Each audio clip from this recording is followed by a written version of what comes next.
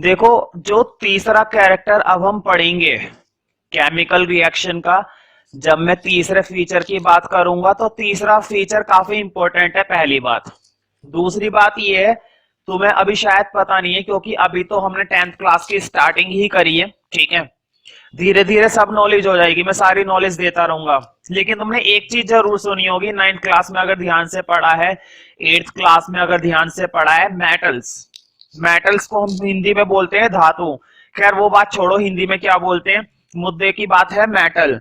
ध्यान रखना, जैसे कि तुम्हारा सोडियम हो गया, आयरन हो गया, एल्यूमिनियम हो गया, कॉपर, जिंक, ये सब क्या होते हैं, हमारे मेटल। अक्सर तुमने ये देखा होगा भाई, बहुत फेमिलियर मेटल तो सबको पता है, आयरन लोहा, गोल्ड, गोल्ड मतलब सोना, सिल्वर, एल्यूमिनियम, कॉपर, ये सारी चीजें क्या होती हैं, हमारी मेटल। हमेशा ध्यान रखो, जो मैं सबसे इंपॉर्टेंट बात बताने जा रहा हूं अब, जब भी कोई मेटल एसिड के साथ रिएक्ट करता है, जब भी कोई मेटल, किसी भी तरह का मेटल हो और किसी भी तरह का एसिड हो, कोई सा भी मेटल हो, एल्यूमिनियम, कॉपर, जिंक, कुछ भी हो, और किसी भी तरह का एसिड हो, तुम सोच रहे होंगे यार ये क्या चीज है एसिड। देखो, एसिड के बारे में मैं अभी ज्यादा नहीं बता सकता, क्योंकि जब चैप्टर 2 आएगा ना, चैप्टर 2 का नाम यही है, एसिड, बेसिस और सॉल्ट, तब मैं एसिड के बारे में तुम्हें वहां पर ज्यादा बताऊंगा। बस मैं इतनी बात जरूर बता देता हूं, एसिड एक खतरनाक चीज है। अगर हम सबसे स्ट्रॉन्ग एसिड की बात करें, फॉर एग्जांपल तुम्हारा हाइड्रोक्लोरिक एसिड, ये बहुत पॉपुलर एसिड है, क्योंकि ये वही एसिड है जो हर एक इंसान की स्टमक के अंदर बनता है। अब तुम सोच रहे होंगे, मैं कह रहा हूं एक तरफ तो खतरनाक चीज, ऊपर से हर एक इंसान की स्टमक के अंदर ये बनता है, तो ध्यान रखना, स्टमक में हाइड्रोक्लोरिक एसिड बनता तो जरूर है, लेकिन ये बहुत ही डाइल्यूट फॉर्म में होता है, मतलब 0.0001%, मतलब इतनी कम मात्रा में होता है कि ना के बराबर होता है, लेकिन होता है। सबसे ज्यादा स्ट्रॉन्ग एसिड माना जाता है हाइड्रोक्लोरिक एसिड में। इसकी एक पावर बताता हूं, अगर लोहे पे घेर दिया तो लोहा पिघल जाएगा, इतना जबरदस्त एसिड होता है ये हाइड्रोक्लोरिक एसिड। खैर ये मुद्दा नहीं है, इसकी खासियत और इसकी बड़ाई हम चैप्टर 2 में करेंगे, अभी ऐसा करने का कोई फायदा नहीं, इतनी सारी बातें हाइड्रोक्लोरिक एसिड के बारे में नहीं पढ़ रहे हैं, क्योंकि इस समय हम चैप्टर पढ़ रहे हैं केमिकल रिएक्शन और इक्वेशंस, ना कि एसिड। एसिड पढ़ेंगे चैप्टर 2 में, मैं सारी इंफॉर्मेशन दूंगा तुम लोगों को वहां पे। फिलहाल मुद्दे की बात ये कि अगर हम मेटल को एसिड के साथ रिएक्ट करते हैं, कोई सा भी मेटल और कोई सा भी एसिड जब भी आपस में रिएक्ट करेंगे, किसी भी तरह का मेटल हो, aluminium, copper, copper, gold, silver, sodium, iron, बहुत सारे मेटल होते हैं, ठीक है।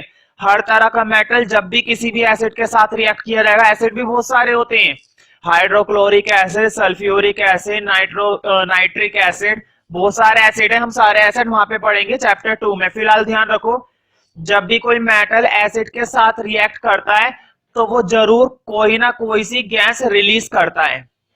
हमेशा ध्यान रखो, जब भी कोई मेटल एसिड के साथ रिएक्ट करेगा कभी भी, तो वो कुछ ना कुछ क्या रिलीज करेगा, गैस। अब क्वेश्चन ये कौन सी गैस, ध्यान रखना, जब भी एसिड के साथ मेटल रिएक्ट करता है तो जर्नली एक ही पॉपुलर गैस होती है जो रिलीज होती है, हाइड्रोजन गैस।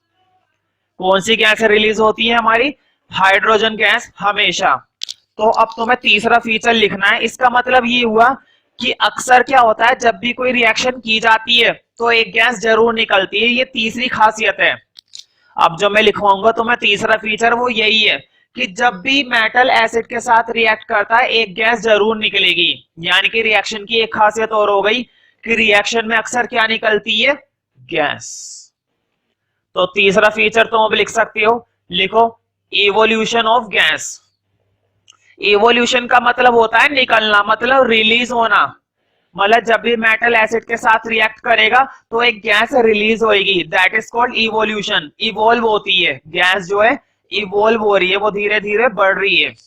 तो तुम लिख सकते हो, उसमें लिखो some chemical reactions are characterised by, some chemical reactions are characterised by, some chemical reactions are characterized by evolution of a gas characterized by a evolution of a gas, evolution of a gas, मतलब एक gas release होती है, evolution of a gas, ठीक है। तो अक्सर ऐसा होता है।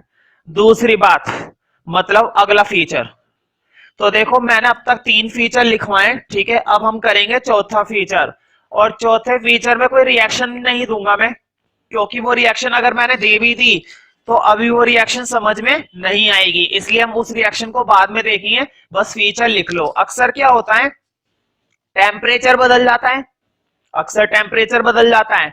मुझे बताओ, जब पानी तुम्हारे बीकर में था, मतलब जग में था पानी, तब वो नॉर्मल टेम्परेचर था ना, मतलब जो रूम का टेम्परेचर था वही टेम्परेचर तुम्हारे पानी का था। लेकिन अगर इसे उठाकर तुमने फ्रिज में रख दिया, और फ्रिज में रखने के फ्रीजर में रखने के बाद उससे क्या तैयार हो गई है, आइस। फ्रीजर में रखने के बाद जब तुमने बाहर निकाला उसी पानी को, तो क्या तैयार हो गई, आइस। मुझे बताओ, अब भी टेम्परेचर वही है, टेम्परेचर बहुत कम हो गया है ना, बल्कि तुम ये कह सकते हो कि 0 डिग्री सेल्सियस से भी कम हो गया है टेम्परेचर, ठीक है, क्योंकि बहुत ही ज्यादा वो ठंडा हो गया है। पहले उसका टेम्परेचर नॉर्मल था, जैसे तुम्हारे रूम का टेम्परेचर होता है, लेकिन अब उसका टेम्परेचर 0 डिग्री सेल्सियस को भी क्रॉस कर गया है, क्योंकि वो आइस की फॉर्म में इस समय, ठीक है। तो टेम्परेचर बदल गया। तो अक्सर क्या होता है, केमिकल रिएक्शंस में टेम्परेचर बदल जाता है। अब देखो यहां पर तो मैंने बोल दिया टेम्परेचर बिल्कुल कम हो गया, 0 डिग्री सेल्सियस से भी कम हो गया, लेकिन कुछ रिएक्शंस ऐसी होती है जिसमें टेम्परेचर बढ़ता है। अभी अभी जो मैंने रिएक्शन दी थी ना एसिड और मेटल की, ये बात दिखने में ऐसी लग रही है, टेम्परेचर इतना ज्यादा बढ़ जाता है कि तुम बीकर को हाथ भी नहीं लगा सकते पहले वाले केस में।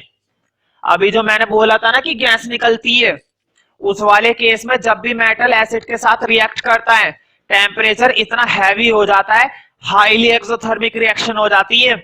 और अगर तुमने उस रिएक्शन को थोड़ा बहुत गलत तरीके से कर दिया तो मामला बर्स्ट भी हो सकता है। बर्स्ट मतलब दहन हो सकता है, आग लग सकती है। इसलिए कई बार बोला जाता है कि जब भी एसिड की कोई रिएक्शन करो तो थोड़ा सावधानी से, थोड़ा कवर करके, खास करके फेस को कवर करके, क्योंकि कुछ भी हो सकता है, एसिड की बात हो रही है, मजाक नहीं हो रहा। तो अगला फीचर तुम्हें यही लिखना है, चेंज इन टेम्परेचर। हालांकि मैं इसका एग्जांपल नहीं दूंगा, चेंज इन टेम्परेचर। तो चेंज इन टेम्परेचर में लिखो, some chemical reactions are characterised by, some chemical reactions are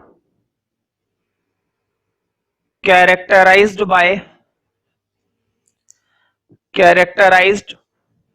by change in temperature, characterized by change in temperature। अक्सर क्या होता है, टेम्परेचर बदल जाता है, चेंज इन टेम्परेचर, ठीक है। तो चैप्टर के अंदर जितनी भी केमिकल रिएक्शंस होती है, कैसी केमिकल रिएक्शन होती है, केमिकल रिएक्शन के बारे में अब हमें नॉलेज हो गई है क्या चीज केमिकल रिएक्शन होती है। तो केमिकल रिएक्शन कहने का मतलब ऐसी रिएक्शन जिसमें एक सब्सटेंस दूसरे सब्सटेंस में बदल जाता है, एक सब्सटेंस दूसरे सब्सटेंस में बदल जाता है, उसकी प्रॉपर्टीज बदल जाती हैं, टेम्परेचर बदल सकता है, कलर बदल सकता है, ठीक है। मैंने तो ये सारी फीचर्स बता दिए। अब हमारी बारी है केमिकल इक्वेशन पढ़ने की। अब हम देखते हैं कि केमिकल इक्वेशन का क्या मतलब है। देखो अभी तक मैंने तुम्हें क्या पढ़ा है, केमिकल रिएक्शन, इक्वेशन की बात नहीं हो रही थी। अब मैं बताऊंगा केमिकल इक्वेशन। फॉर एग्जांपल देखो, तुम्हें ये बात अब अच्छे से याद हो गई होगी कि जब भी हाइड्रोजन को ऑक्सीजन के साथ मिलाया जाएगा,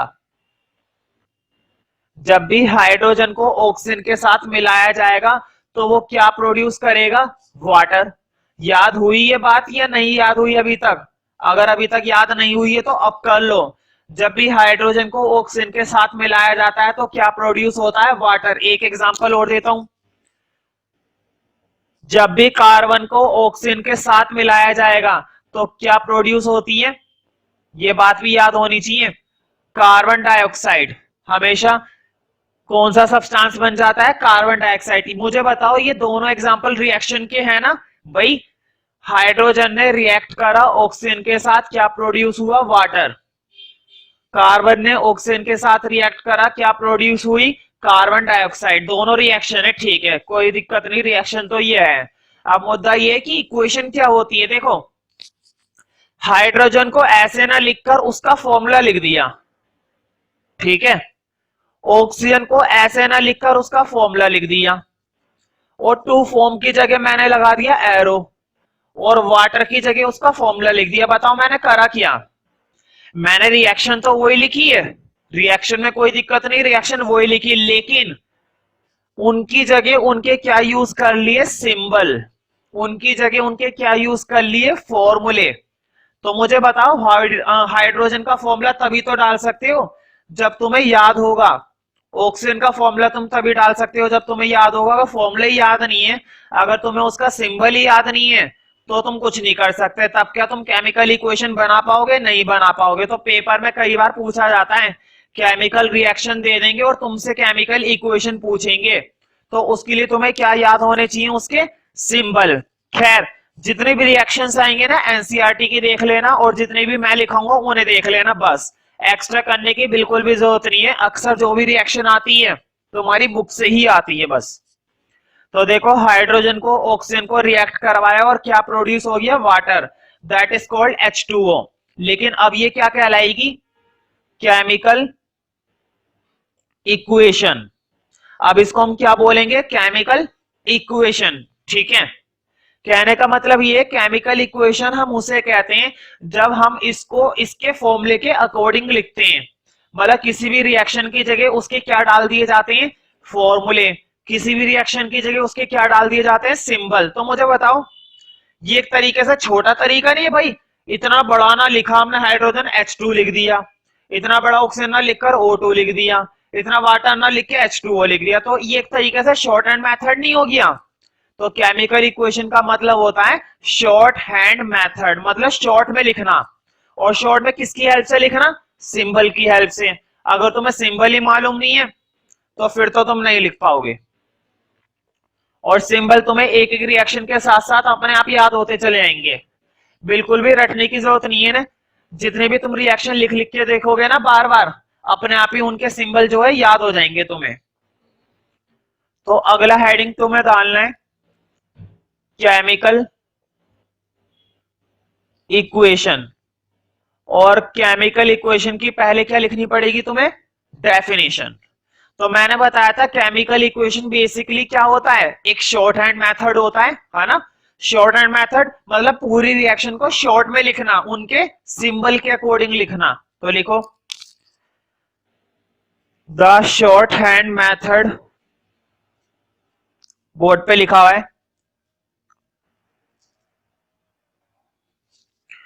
the shorthand method of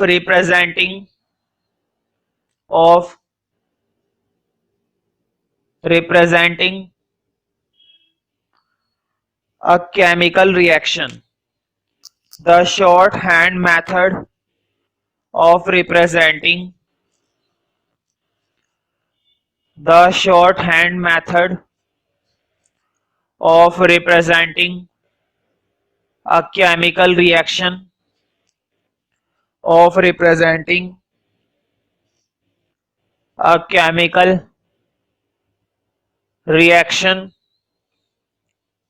reaction with the help of symbol, with the help of symbol। मतलब ये इक्वेशन हम किसकी हेल्प से लिख पाते हैं? सिर्फ और सिर्फ सिंबल की हेल्प से। अगर तुम्हें सिंबल ही मालूम नहीं है तो फिर तो तुम्हारा कुछ नहीं हो सकता।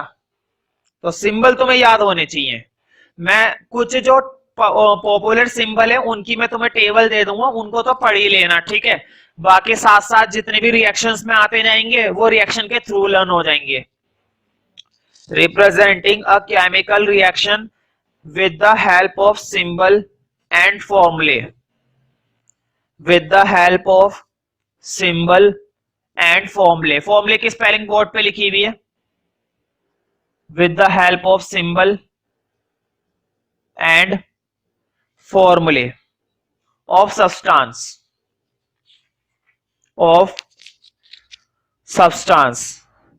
with the symbol and formulae of substance. It is known as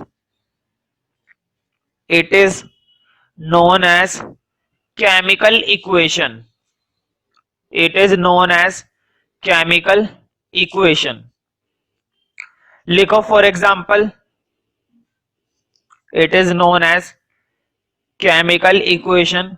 For example, अब एग्जाम्पल नोट करने हैं तुम्हें केमिकल इक्वेशन के, ठीक है।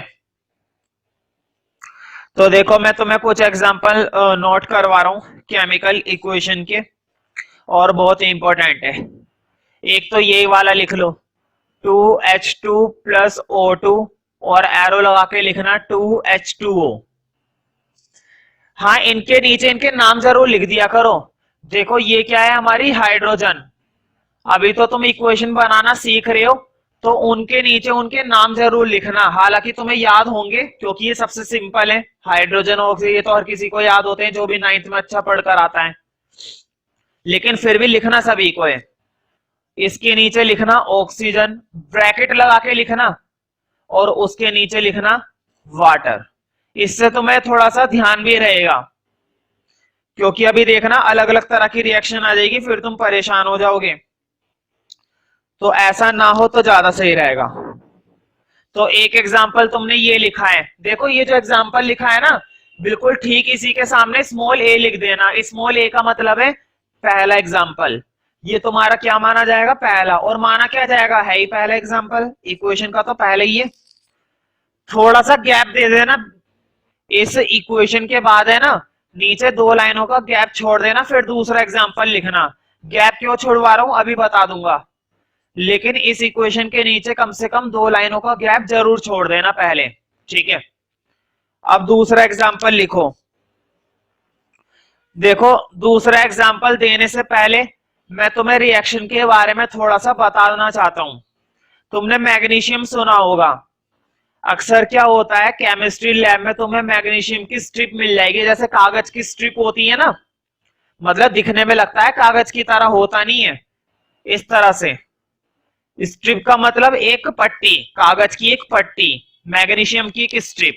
ये क्या होता है, मैग्नीशियम बहुत ही ज्यादा सेंसिटिव होता है। मतलब अगर इसको एटमॉस्फेयर में खुला छोड़ दिया जाए ना, मतलब हवा में ऐसे रख दिया जाए, मान लो टेबल पे खुला रखा हुआ है मैग्नीशियम, मैग्नीशियम की स्ट्रिप खुली रखी हुई है, तो क्या करता है तुम्हें मालूम है, जब मैग्नीशियम एयर के कांटेक्ट में आएगा, ध्यान रखना मैं जो बात बोल रहा हूं उसको ध्यान से सुनो। जब भी मैग्नीशियम जो है वो एयर के कांटेक्ट में आता है, एयर के कांटेक्ट में आने का सिंपल सा मीनिंग है ऑक्सीजन। यहाँ पर हवा से मतलब किससे है, ऑक्सीजन से। वैसे तो देखो एयर में बहुत सारी गैसेस होती हैं, लेकिन केमिस्ट्री में जब भी बात करूंगा ना एयर की, तो एयर में से तुम्हें कौन सी गैस पर ध्यान देना है, सिर्फ ऑक्सीजन। तो देखो होता क्या है, जब भी मैग्नीशियम ऑक्सीजन के साथ अटैच होता है ना, मतलब एटमॉस्फेयर के साथ जब वो मिल जाता है, तो मैग्नीशियम ऑक्सीजन के साथ मिलाकर क्या बनाता है, तुमने ये 9th क्लास में पढ़ा होगा। जब भी मैग्नीशियम ऑक्सीजन के साथ मिलेगा, मिलने के वो बाद बनाएगा मैग्नीशियम ऑक्साइड। बताओ ये सब्सटेंस पढ़ा था नहीं पढ़ा था, ऐसे 2 के अंदर 9th क्लास में ये आता है, चैप्टर 3 के अंदर मैग्नीशियम ऑक्साइड आता है, केमिकल फॉर्मूले के टॉपिक के अंदर। खैर वो बातें छोड़ो, मैं फिर से बता देता हूं। जब भी मैग्नीशियम ऑक्सीजन के साथ मिलता है, तो मिलने के बाद कौन सा नया सब्सटेंस बनाता है, मैग्नीशियम ऑक्साइड।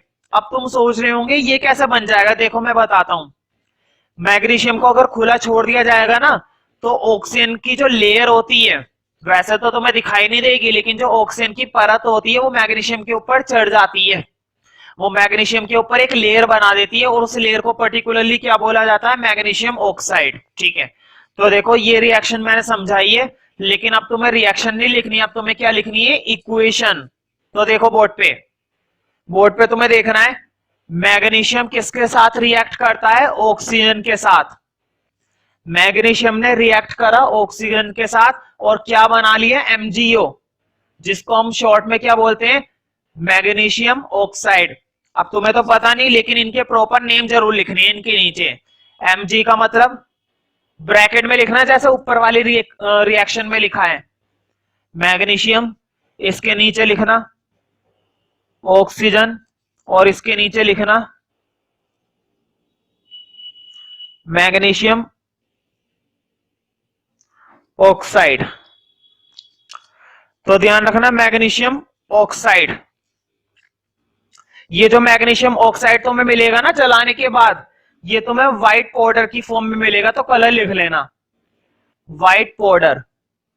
जब ऑक्सीजन के साथ इसको बर्न किया जाता है तो ये व्हाइट पाउडर की फॉर्म में मिलता है तुम्हें। इसके आगे Mg के आगे 2 लगा लेना और MgO के आगे भी 2 लगा लेना। देखो तुमने गौर नहीं करा इस बात पर, मैंने यहां पर भी 2 लगा रखा है, यहां पर भी, यहां पर भी, यहां पर भी। इस बात पर ध्यान नहीं दिया कि मैं ये 2 या 3 या 4 वगैरह क्यों लगाता हूं। अभी बता दूंगा, वो अगला हेडिंग आने वाला है कि हम क्यों लगा रहे हैं। फिलहाल लगा लेना, अभी मीनिंग समझ में आ जाएगा इसका क्यों लगा रहे। इस रिएक्शन के बारे में मुझे एक इंपॉर्टेंट बात और बतानी है।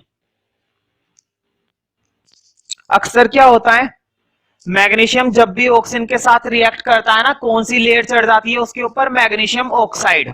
मैंने बात बताई अभी अभी, जब भी मैग्नीशियम ऑक्सीजन के साथ रिएक्ट करेगा कौन सी लेयर चढ़ जाती है, मैग्नीशियम ऑक्साइड। तो उसके ऊपर है ना एक लेयर सी चढ़ जाती है मैग्नीशियम ऑक्साइड। इसलिए बोला जाता है रिएक्शन केमिस्ट्री लैब के अंदर अक्सर ये बात बोली जाती है कि जब भी मैग्नीशियम का इस्तेमाल करो तो उसे थोड़ा सा साफ कर लो। ध्यान देना इस बात पर, कई बार तुम्हारा 1 नंबर में और 2 नंबर में पेपर में आ चुका है, और ये क्वेश्चन तुम्हारी एनसीईआरटी का भी है। कई बार बोला जाता है कि जब भी मैग्नीशियम को यूज करो ना, जब भी मैग्नीशियम का तुम इस्तेमाल कर रहे हो केमिस्ट्री लैब में, तो पहले मैग्नीशियम रिबन को साफ कर लो, थोड़ा सा उसे क्लीन कर लो, ठीक है, उसे सैंड पेपर से क्लीन कर लो। तुम सोच रहे होंगे यार ये क्या चीज है सैंड पेपर। ध्यान रखना, सैंड पेपर एक तरीके का शीट होती है जिससे अगर हम उसे साफ कर लेंगे ना मैग्नीशियम को, तो उसके ऊपर की जो लेयर होती है मैग्नीशियम ऑक्साइड, ये हट जाती है और फिर आसानी से रिएक्शन होती है, फिर बहुत आसानी से रिएक्शन हो जाती है। तो कई बार क्वेश्चन पूछा जाता है 1 नंबर में, ऐसी सलाह क्यों दी जाती है कि मैग्नीशियम रिबन को साफ करना चाहिए रिएक्शन करने से पहले, ऐसा क्यों बोला जाता है, तो तुम्हें उसमें रीजन देना है। Because we have to clean magnesium ribbon to remove the magnesium oxide layer. हम ऐसा क्यों करते हैं, उसे साफ क्यों करते हैं, ताकि हम रिमूव कर सके। और क्या रिमूव कर सके, मैग्नीशियम ऑक्साइड लेयर। ये वो लेयर है जो उसके ऊपर चढ़ जाती है। अगर तुम पहले ये लेयर नहीं हटाओगे ना तो अच्छे से रिएक्शन हो नहीं पाएगी, होने को तो हो जाएगी लेकिन अच्छे से नहीं हो पाएगी। अगर बढ़िया रिएक्शन करनी है और अच्छा रिजल्ट लेना है तो बढ़िया रहेगा कि पहले मैग्नीशियम रिबन को क्लीन करो तब रिएक्ट करो, ठीक है। तो अब तुम्हें प्रॉपर आंसर समझ में आ गया होगा कि क्यों ऐसा बोला जाता है कि मैग्नीशियम रिबन को हमें पहले क्लीन करना चाहिए। तो इसी बात पर पहले क्वेश्चन लिखना। देखो ये जो तुमने रिएक्ट, अच्छा तुम्हें याद होगा मैंने 2 लाइनें छुड़वा रखी है, पहले मैं 2 लाइनों वाला काम पूरा करवा देता हूं फिर आगे बढ़ते हैं। बोर्ड पे देखो, ये जो एरो का इधर वाला पार्ट होता है ना, देखो हाइड्रोजन ने ऑक्सीजन के साथ रिएक्ट करा है और रिएक्ट करने के बाद क्या बनाया है, वाटर। देखो ये जो इधर वाला पार्ट होता है ये होता है रिएक्टेंट। जो मैंने लाइन छुड़वाई है उसके नीचे अंदर लिखना रिएक्टेंट। देखो बोर्ड पे, इन्होंने रिएक्ट करा है आपस में, वर्ड इंपॉर्टेंट है, रिएक्ट करा है। रिएक्ट करा है इसलिए इनको क्या बोला जाता है, रिएक्टेंट। रिएक्ट करने के बाद क्या प्रोड्यूस करा है, वर्ड इंपॉर्टेंट है, प्रोड्यूस। जो प्रोड्यूस करा है वो कहलाता है प्रोडक्ट। मतलब लेफ्ट हैंड साइड में जो पार्ट होता है वो क्या कहलाता है, रिएक्टेंट। और प्रोडक्ट्स आरएचएस साइड में जो पार्ट होता है वो क्या कहलाता है, प्रोडक्ट, ठीक है। प्रोडक्ट के अंदर एक कंपोनेंट भी हो सकता है, एक से ज्यादा भी हो सकते हैं। रिएक्टेंट में भी वही बात है, एक कंपोनेंट भी हो सकता है, एक से ज्यादा भी हो सकते हैं। फिलहाल यहाँ पर कितने कंपोनेंट है, 2, हाइड्रोजन और ऑक्सीजन। और फिलहाल यहाँ पर कितने कंपोनेंट है, सिर्फ एक, दैट इज वाटर, ठीक है। तो अब तुम नीचे भी एरो बना के खुद से लिख सकते हो। यहां पर भी इसको हम क्या बोलेंगे, रिएक्टेंट, और इसको क्या बोलना पसंद करेंगे, प्रोडक्ट। एरो बना के इसके नीचे भी लिख लेना, ठीक है। पहले ये नोट कर लो, अब लिखते हैं वो क्वेश्चन जो मैंने रिबन वाला बताया था। तो पहले सारा नोट करने के बाद अब लिखना क्वेश्चन। क्वेश्चन यही है, क्वेश्चन मैं तुम्हें पहले बता देता हूं। क्वेश्चन आता है, why should magnesium ribbon B clean before reaction. Magnesium ribbon को क्यों क्लीन करना चाहिए रिएक्शन से पहले। तो तुम्हें मालूम है रिएक्शन से पहले इसलिए क्लीन करते हैं ताकि हम उसकी इस लेयर को रिमूव कर दे, क्योंकि मैग्नीशियम ने किसके साथ रिएक्ट करके रखा होगा, ऑक्सीजन के साथ, और उसने अपने ऊपर कौन सी लेयर चढ़ा ली होगी, मैग्नीशियम ऑक्साइड। उसकी इस लेयर को हटाने के लिए, उसकी इस लेयर को हटाने के लिए हम क्या करते हैं, उसे साफ करते हैं पहले थोड़ा सा।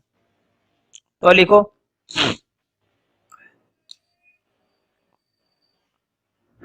लिखो due to the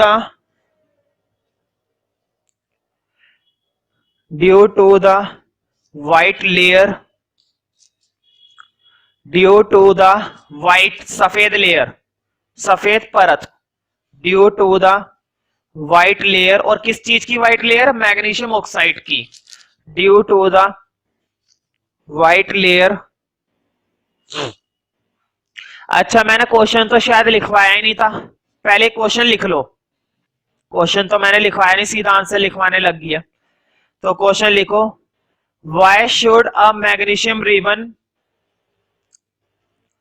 Y should a magnesium ribbon, ribbon तुम्हें लिखना आना चाहिए। मैग्नीशियम रिबन का मतलब है स्ट्रिप, वही मैग्नीशियम रिबन, मैग्नीशियम की जो स्ट्रिप होती है, वो जो पट्टी होती है स्केल की तरह।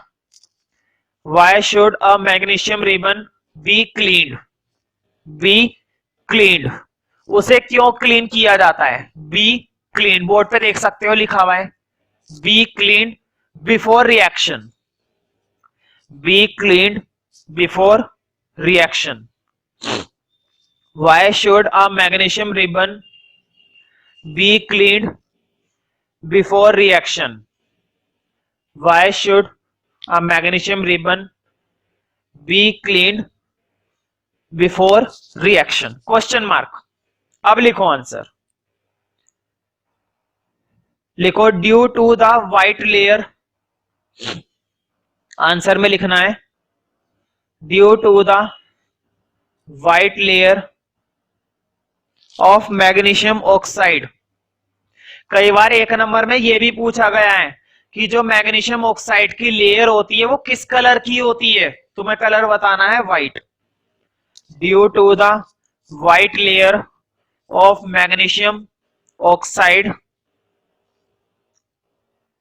Magnesium oxide, due to the white layer of magnesium oxide, of magnesium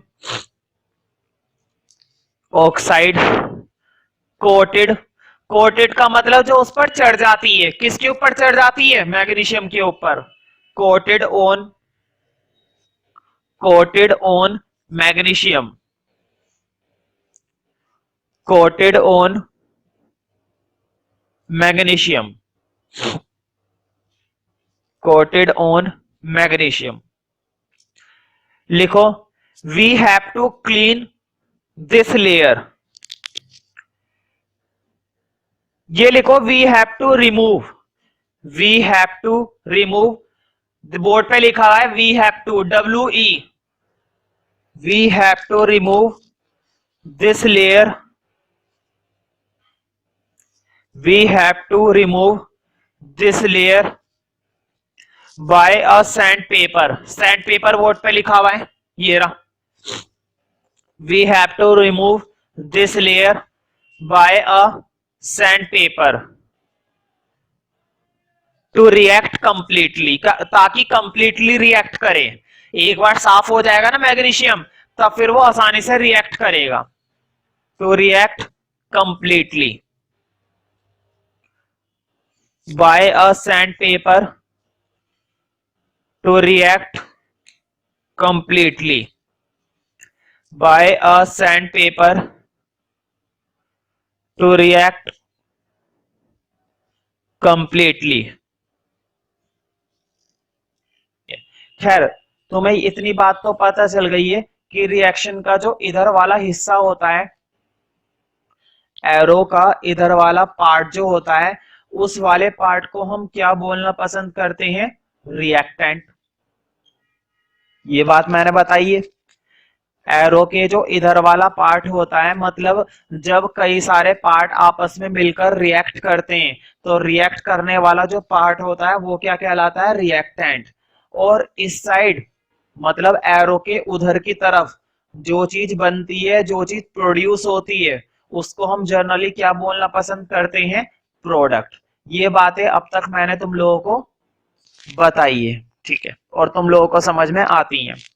मतलब रिएक्ट करने से पहला पार्ट रिएक्टेंट, रिएक्ट करने के बाद जो प्रोड्यूस हो रहा है, रिएक्ट करने के बाद जो पार्ट फॉर्म हो रहा है, फॉर्म मतलब प्रोड्यूस हो रहा है, वो पार्ट क्या कहलाता है? प्रोडक्ट। ठीक है। खैर, अब तक मैंने कुछ केमिकल इक्वेशन के तुम लोगों को एग्जांपल लिखवाए हैं, तो अब तुम्हें कुछ बातें लिखनी है। एक तो तुम्हें डेफिनेशन लिखनी है, नोट के अंदर लिखना चाहो तो नोट के अंदर लिख सकते हो। नोट के अंदर स्मॉल ए पॉइंट बना दो और नेम दे देना रिएक्टेंट। पहले मैं तुम्हें एक छोटी सी डेफिनेशन लिखवाऊंगा रिएक्टेंट की। तो रिएक्टेंट बेसिकली क्या होता है? रिएक्टेंट मतलब इक्वेशन का कौन सा वाला पार्ट? लेफ्ट हैंड साइड वाला पार्ट या राइट हैंड साइड वाला पार्ट? दिख रहा है ना तुम्हें? भाई ये वाली साइड कौन सी होती है? लेफ्ट हैंड साइड होती है। और वो वाली साइड कौन सी होती है? राइट हैंड साइड होती है। इसका मतलब ये हुआ केमिकल इक्वेशन का लेफ्ट हैंड साइड वाला पार्ट क्या कहलाता है? रिएक्टेंट। और इक्वेशन का राइट हैंड साइड वाला पार्ट क्या कहलाता है? प्रोडक्ट। पहले तुम्हें लिखना है रिएक्टेंट के बारे में। तो रिएक्टेंट की एक छोटी सी डेफिनेशन लिखो।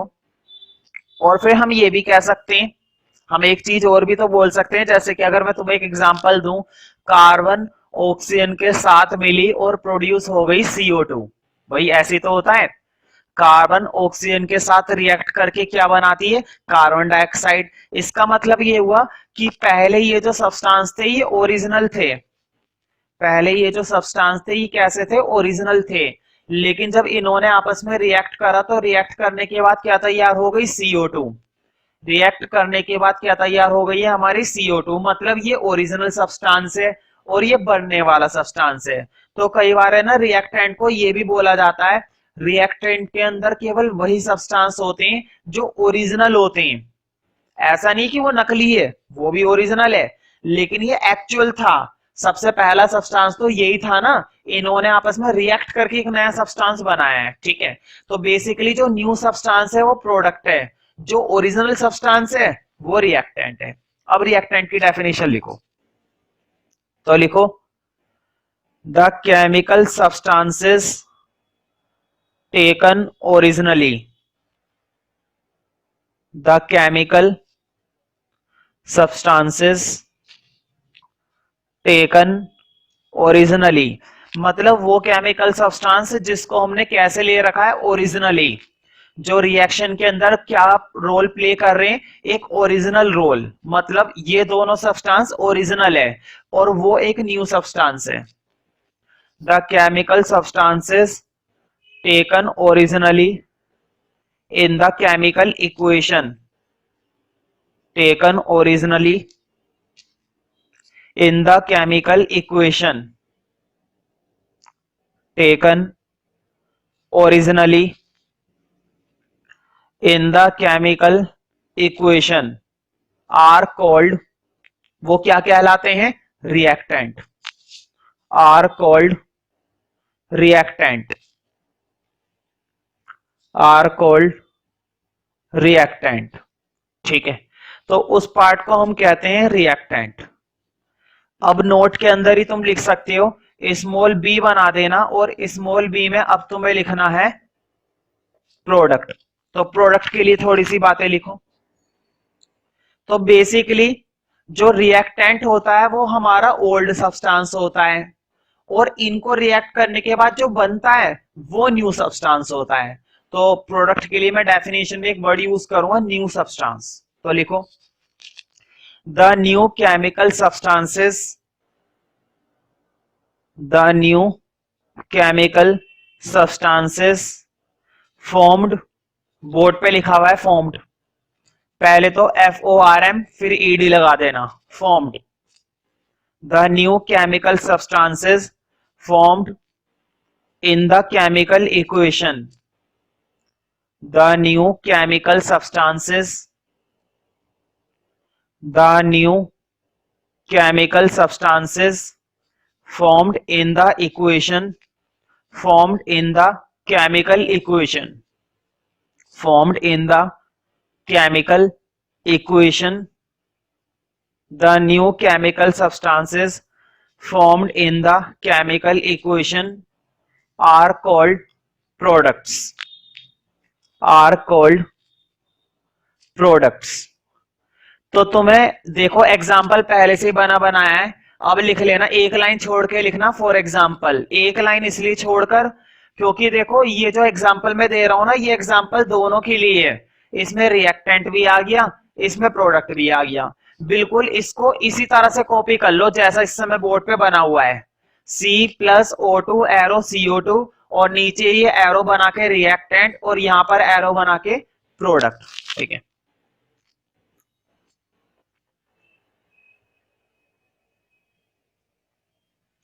तो इसको इसी फॉर्म में नोट कर लेना एग्जाम्पल की तरह। ठीक है, एक नंबर में या दो नंबर में रिएक्टेंट या प्रोडक्ट की डेफिनेशन पूछते हैं और एग्जाम्पल के साथ पूछते हैं तो तुम ये बता सकते हो।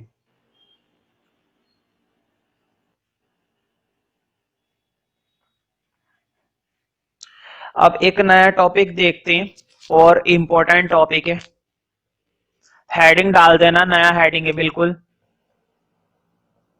Balanced and unbalanced chemical equation, balanced and unbalanced chemical equation. तुमने इस बात पर गौर नहीं करा, मैंने तुम्हें एक बार बोला भी था, तुम्हें याद आ जाएगी अभी बात जब मैं बोलूंगा, H2O2 H2O। जब मैं बार बार ये लगा रहा था तो मैंने बताई थी ये बात कि अभी फिलहाल लगा लो, लेकिन मैं इसके बारे में बाद में बताऊंगा। तो अब वो मौका आ गया है, वो समय आ गया है जब मैं तुम्हें इन सब बातों के बारे में बताऊं। देखो, तुमने नाइन्थ क्लास के अंदर एक लॉ पढ़ा होगा, कंजर्वेशन ऑफ मास। याद करो, अगर नहीं पढ़ा तो मैं तुम्हें बता दूंगा, लेकिन अगर पढ़ा है तो उस बात को याद जरूर करो। ठीक है, जिन बच्चों ने ध्यान से पढ़ा है उनको ये बातें याद आ जाएंगी। Law of conservation of mass ये कहता है कि मास ना तो कभी क्रिएट होता है ना ही कभी डिस्ट्रॉयड होता है। मास को ना तो हम बना सकते हैं, मास को ना ही हम खत्म कर सकते हैं, वो जितना है उतना ही रहेगा, नाइदर चेंज। उसकी फॉर्म बदलती है बट नेवर बी डिस्ट्रॉयड, कभी भी डिस्ट्रॉयड नहीं होता, नाइदर क्रिएट नो डिस्ट्रॉयड ये होता है। और मास कहने का मतलब एटॉमिक मास, एक सब्सटेंस का एटॉमिक मास जितना है उतना ही रहेगा। You can neither create no destroyed, ना तो तुम उसको क्रिएट कर सकते हो ना ही तुम उसे अपने जीवन में डिस्ट्रॉयड कर सकते हो। ठीक है, वो बस एक फॉर्म से दूसरी फॉर्म में कन्वर्ट होता रहता है।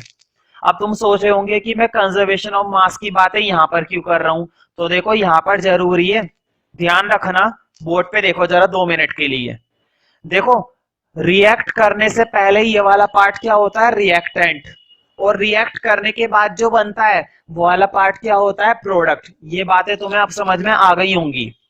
रिएक्ट करने से पहले वाला पार्ट रिएक्टेंट और रिएक्ट करने के बाद वाला पार्ट प्रोडक्ट। इसका मतलब ये हुआ कि जब इन दोनों सब्सटेंसों ने आपस में रिएक्ट करा है, मुझे बताओ, ऑक्सीजन का कुछ ना कुछ मास होता है ना भाई, किसी भी सब्सटेंस का मास होता है, चाहे वो कितना भी छोटा एटम क्यों ना हो, उसका कुछ ना कुछ मास जरूर होता है।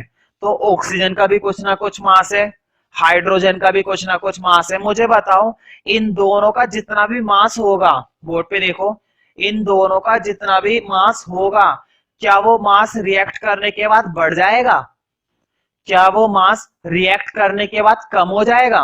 बिल्कुल भी नहीं। लॉ अप्लाई करना है तुम्हें। लॉ क्या कहता है, मास ना तो क्रिएट होएगा, मतलब ना तो मास बढ़ेगा, मास नाइदर डिस्ट्रॉयड, और ना ही वो कम होएगा, जितना है उतना ही रहेगा। जितना मास तुम्हारा रिएक्टेंट का है उतना ही मास तुम्हारा किस में रहना चाहिए, प्रोडक्ट में रहना चाहिए। तो इसी लॉ को अप्लाई करने के लिए हम क्या चेक करते हैं, एटम्स। अब जरा इन टू को हटा दो, अब तुम गौर करना मैं क्या दिखाऊंगा। हालांकि मैंने तुम्हें मास का लॉजिक दिया है, एटॉमिक मास के बारे में लॉजिक बताया है कि मास ना तो क्रिएट होता है ना ही डिस्ट्रॉयड होता है, लेकिन हम काम करेंगे एटम्स के अकॉर्डिंग। किसके अकॉर्डिंग काम करेंगे, एटम्स के, कि एटम ना तो क्रिएट होगा ना ही डिस्ट्रॉयड। अभी मैं दिखाता हूं तब बातें समझ में आएंगी। बोर्ड पे देखो जरा, देखो ये जो नीचे लिखी हुई होती है ना डिजिट 2, 3, 4, ये होते हैं एटम। अगर बातें नहीं पता है तो मैं बता देता हूं, ये जो नीचे छोटा वाला नंबर लिखा हुआ होता है ये होते हैं इनके एटम्स। तो मुझे बताओ हाइड्रोजन के कितने एटम है, जल्दी से बोर्ड पर देखकर बताओ। देखो अगर तुम्हें बैलेंस्ड करना आ गया ना तो तुम्हारे साइंस के ऐसे वन में कम से कम 2 नंबर तो पक्के हो गए, क्योंकि बैलेंस्ड करने का क्वेश्चन या तो 1 नंबर में या 2 नंबर में हर साल गारंटी है आता ही आता है। वो 2 इक्वेशन या 1 इक्वेशन देते हैं और हमसे बैलेंस करवाते हैं। तो बैलेंस करने के लिए तो अक्सर पूछा ही जाता है, तो तुम इसको छोड़ नहीं सकते। और बैलेंस करना काफी आसान काम है, ऐसा नहीं है कि बहुत बड़ा तरीका या बहुत बड़ी टेक्निक सीखनी पड़ती है, बहुत आसानी से आ जाता है, इसमें कोई बहुत बड़ी बात नहीं है। तो 1-2 बार मैं बताऊंगा समझ में आ जाएगा। फिर भी नहीं आता है तो मेरे पास कम से कम 30 इक्वेशन है, इतनी अंधाधुंध इक्वेशन है मेरे पास। जब मैं उन 30-35 को सॉल्व करा दूंगा उसके बाद तो अच्छे अच्छे को आ जाता है। फिलहाल इस पर गौर करते हैं, सबसे इजी इक्वेशन से मैं तुम्हें समझा रहा हूं, अभी समझ में आ जाएंगी बातें। बोर्ड पे देखो, देखो हाइड्रोजन के कितने एटम है, 2। क्लियर हो रहा है, जो चीज तुम इधर देखते हो ना वही चीज उधर देखनी है। मैं बात को रिपीट कर रहा हूं फिर से, हाइड्रोजन के कितने एटम थे, 2। अब उधर ढूंढो हाइड्रोजन के कितने एटम है, अब इधर देखो। जो मैं सिखाऊंगा और जैसे सिखाऊंगा वैसे ही देखना है, अपनी बुद्धि ज्यादा मत लगाना। अगर अपना ही दिमाग ज्यादा लगाना चाहते हो तो अपना लगा सकते हो, कोई दिक्कत नहीं है, मेरी जरूरत नहीं है फिर तो तुम्हें, ठीक है। लेकिन जब मेरा यूज कर रहे हो तो पहले मुझे यूटिलाइज करो पूरी तरह से। देखो यहाँ पर हाइड्रोजन के कितने एटम थे, 2। मुझे बताओ सिर्फ हाइड्रोजन पर गौर करना, ऑक्सीजन को भूल जाओ। सिर्फ किस पर गौर करो, हाइड्रोजन पर। बताओ यहाँ पर भी हाइड्रोजन में कितने एटम है, 2 है। कोई दिक्कत, जितने एटम यहाँ पर थे उतने ही एटम यहाँ पर है, क्या कोई दिक्कत है, बिल्कुल भी नहीं। भाई कंजर्वेशन क्या कहता है, कंजर्वेशन यह कहता है ना तो एटम क्रिएट होना चाहिए ना ही डिस्ट्रॉयड होना चाहिए, जितना है उतना ही रहना चाहिए, हमें कोई प्रॉब्लम नहीं है, जितनी मर्जी रिएक्शन करो, लेकिन जितना एटम है उतना ही रखना है तुम्हें, ना तो उसको बढ़ाना है ना ही उसको तुम्हें क्या करना है कम, जितना है उतना रखो। चलो हाइड्रोजन की तो समस्या हो गई पूरी, कोई दिक्कत नहीं है हाइड्रोजन में। हाइड्रोजन का जितने 2 एटम यहां पर थे उतने ही 2 एटम यहां पर थे। अब जरा ऑक्सीजन पे गौर करते हैं। भाई ध्यान रखना, रिएक्टेंट के अंदर जितने भी एलिमेंट होते हैं, जितने भी, सबको चेक करना है। एक का भी गलत हुआ तो ठीक करेंगे, मैं ये नहीं कह रहा गलत कट गई हुई इक्वेशन उसे ठीक करेंगे। कंजर्वेशन अप्लाई करना है तो हम कंजर्वेशन करके रहेंगे।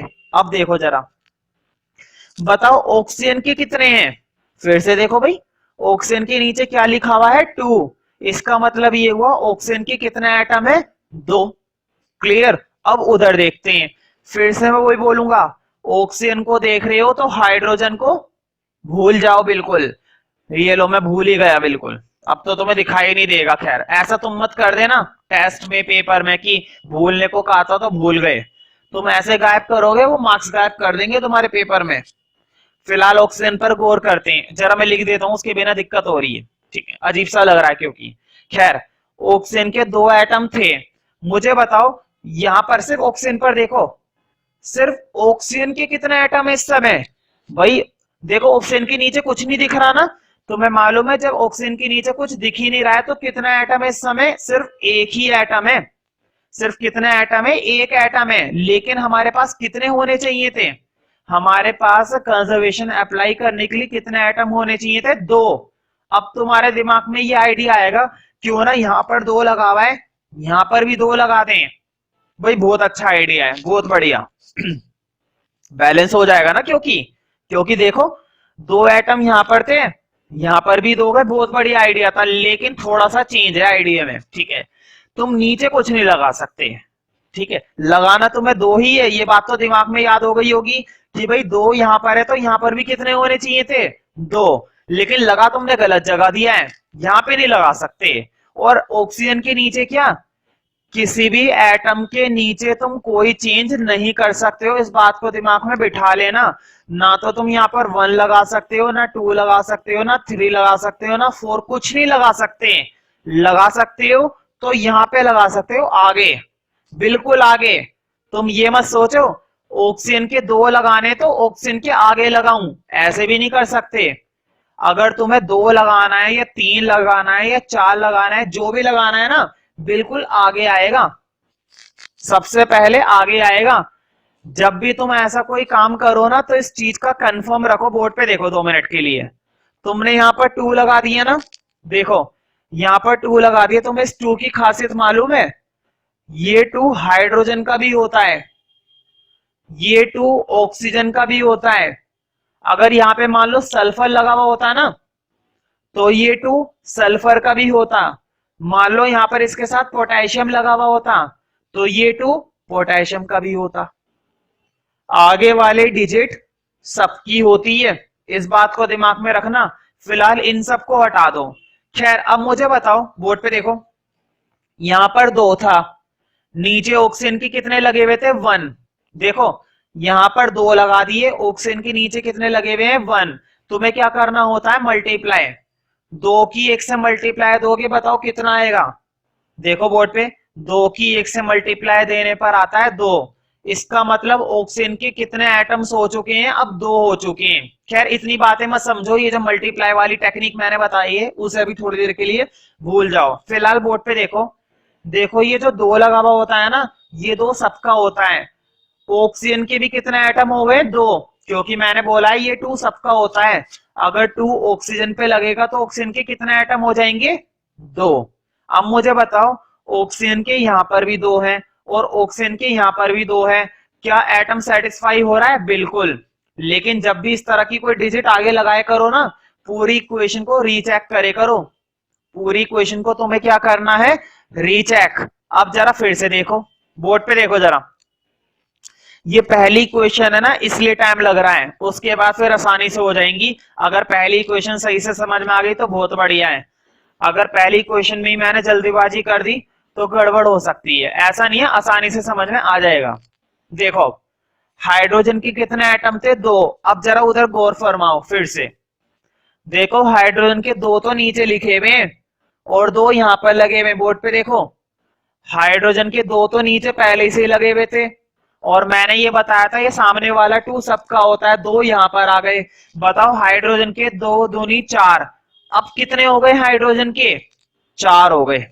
गड़बड़ हो गई ना भाई, हाइड्रोजन के 2 पहले से लगे हुए थे, 2 तुमने सामने लगा दिए, अब हाइड्रोजन के कितने हो गए, 2 दूनी 4। क्या दिक्कत नहीं हो रही है, दिक्कत हो गई। एक काम करो, यहां पर भी कुछ चेंज करना पड़ेगा, उधर मत करो, अब इधर करना पड़ेगा। बताओ इधर भी मैं क्या बनाऊंगा, 4। तो मैं ऐसे तो नहीं कर सकता, मैंने तुम्हें पहले ही बता दिया, ऐसे नहीं कर सकते कि 2 हटाया 4 लगा दिया, ऐसा बिल्कुल नहीं कर सकते। नीचे तो हम कोई चेंज कर ही नहीं सकते, नीचे जो है और जितना है उतना ही लिखा रहेगा। चेंज करना है तो सामने कर सकते हो। बताओ 4 बनाने कितने से मल्टीप्लाई दूंगा, 2 से। देखो 2 2 जा 4 बन गया। इक्वेशन हमारी क्या हो चुकी है, बैलेंस्ड। इक्वेशन हमारी क्या हो गई, बैलेंस्ड हो गई। कोई नहीं, अभी मैं धीरे धीरे सारे एग्जांपल दूंगा, बातें समझ में आएंगी, ठीक है। ये मत सोचो जिसको पहली क्वेश्चन में समझ में नहीं आया नहीं आएगा, कुछ कुछ बातें समझ में आएंगी, धीरे धीरे आएंगी, कोई दिक्कत नहीं है, थोड़ा टाइम लगेगा, आ जाएंगी।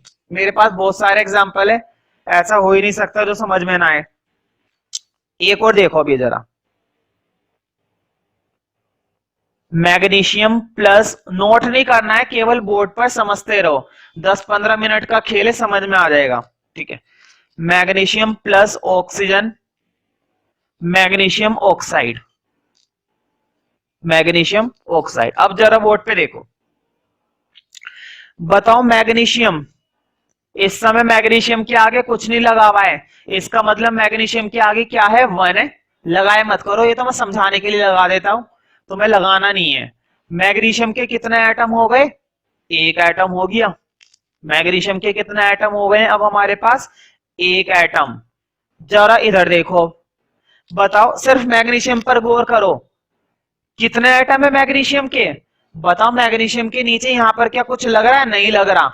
और जब नहीं लग रहा तो यहां पर भी कितने एटम है मैग्नीशियम के, एक एटम। मैग्नीशियम में तो कोई दिक्कत नहीं है, मैग्नीशियम का सेटिस्फाई हो रहा है।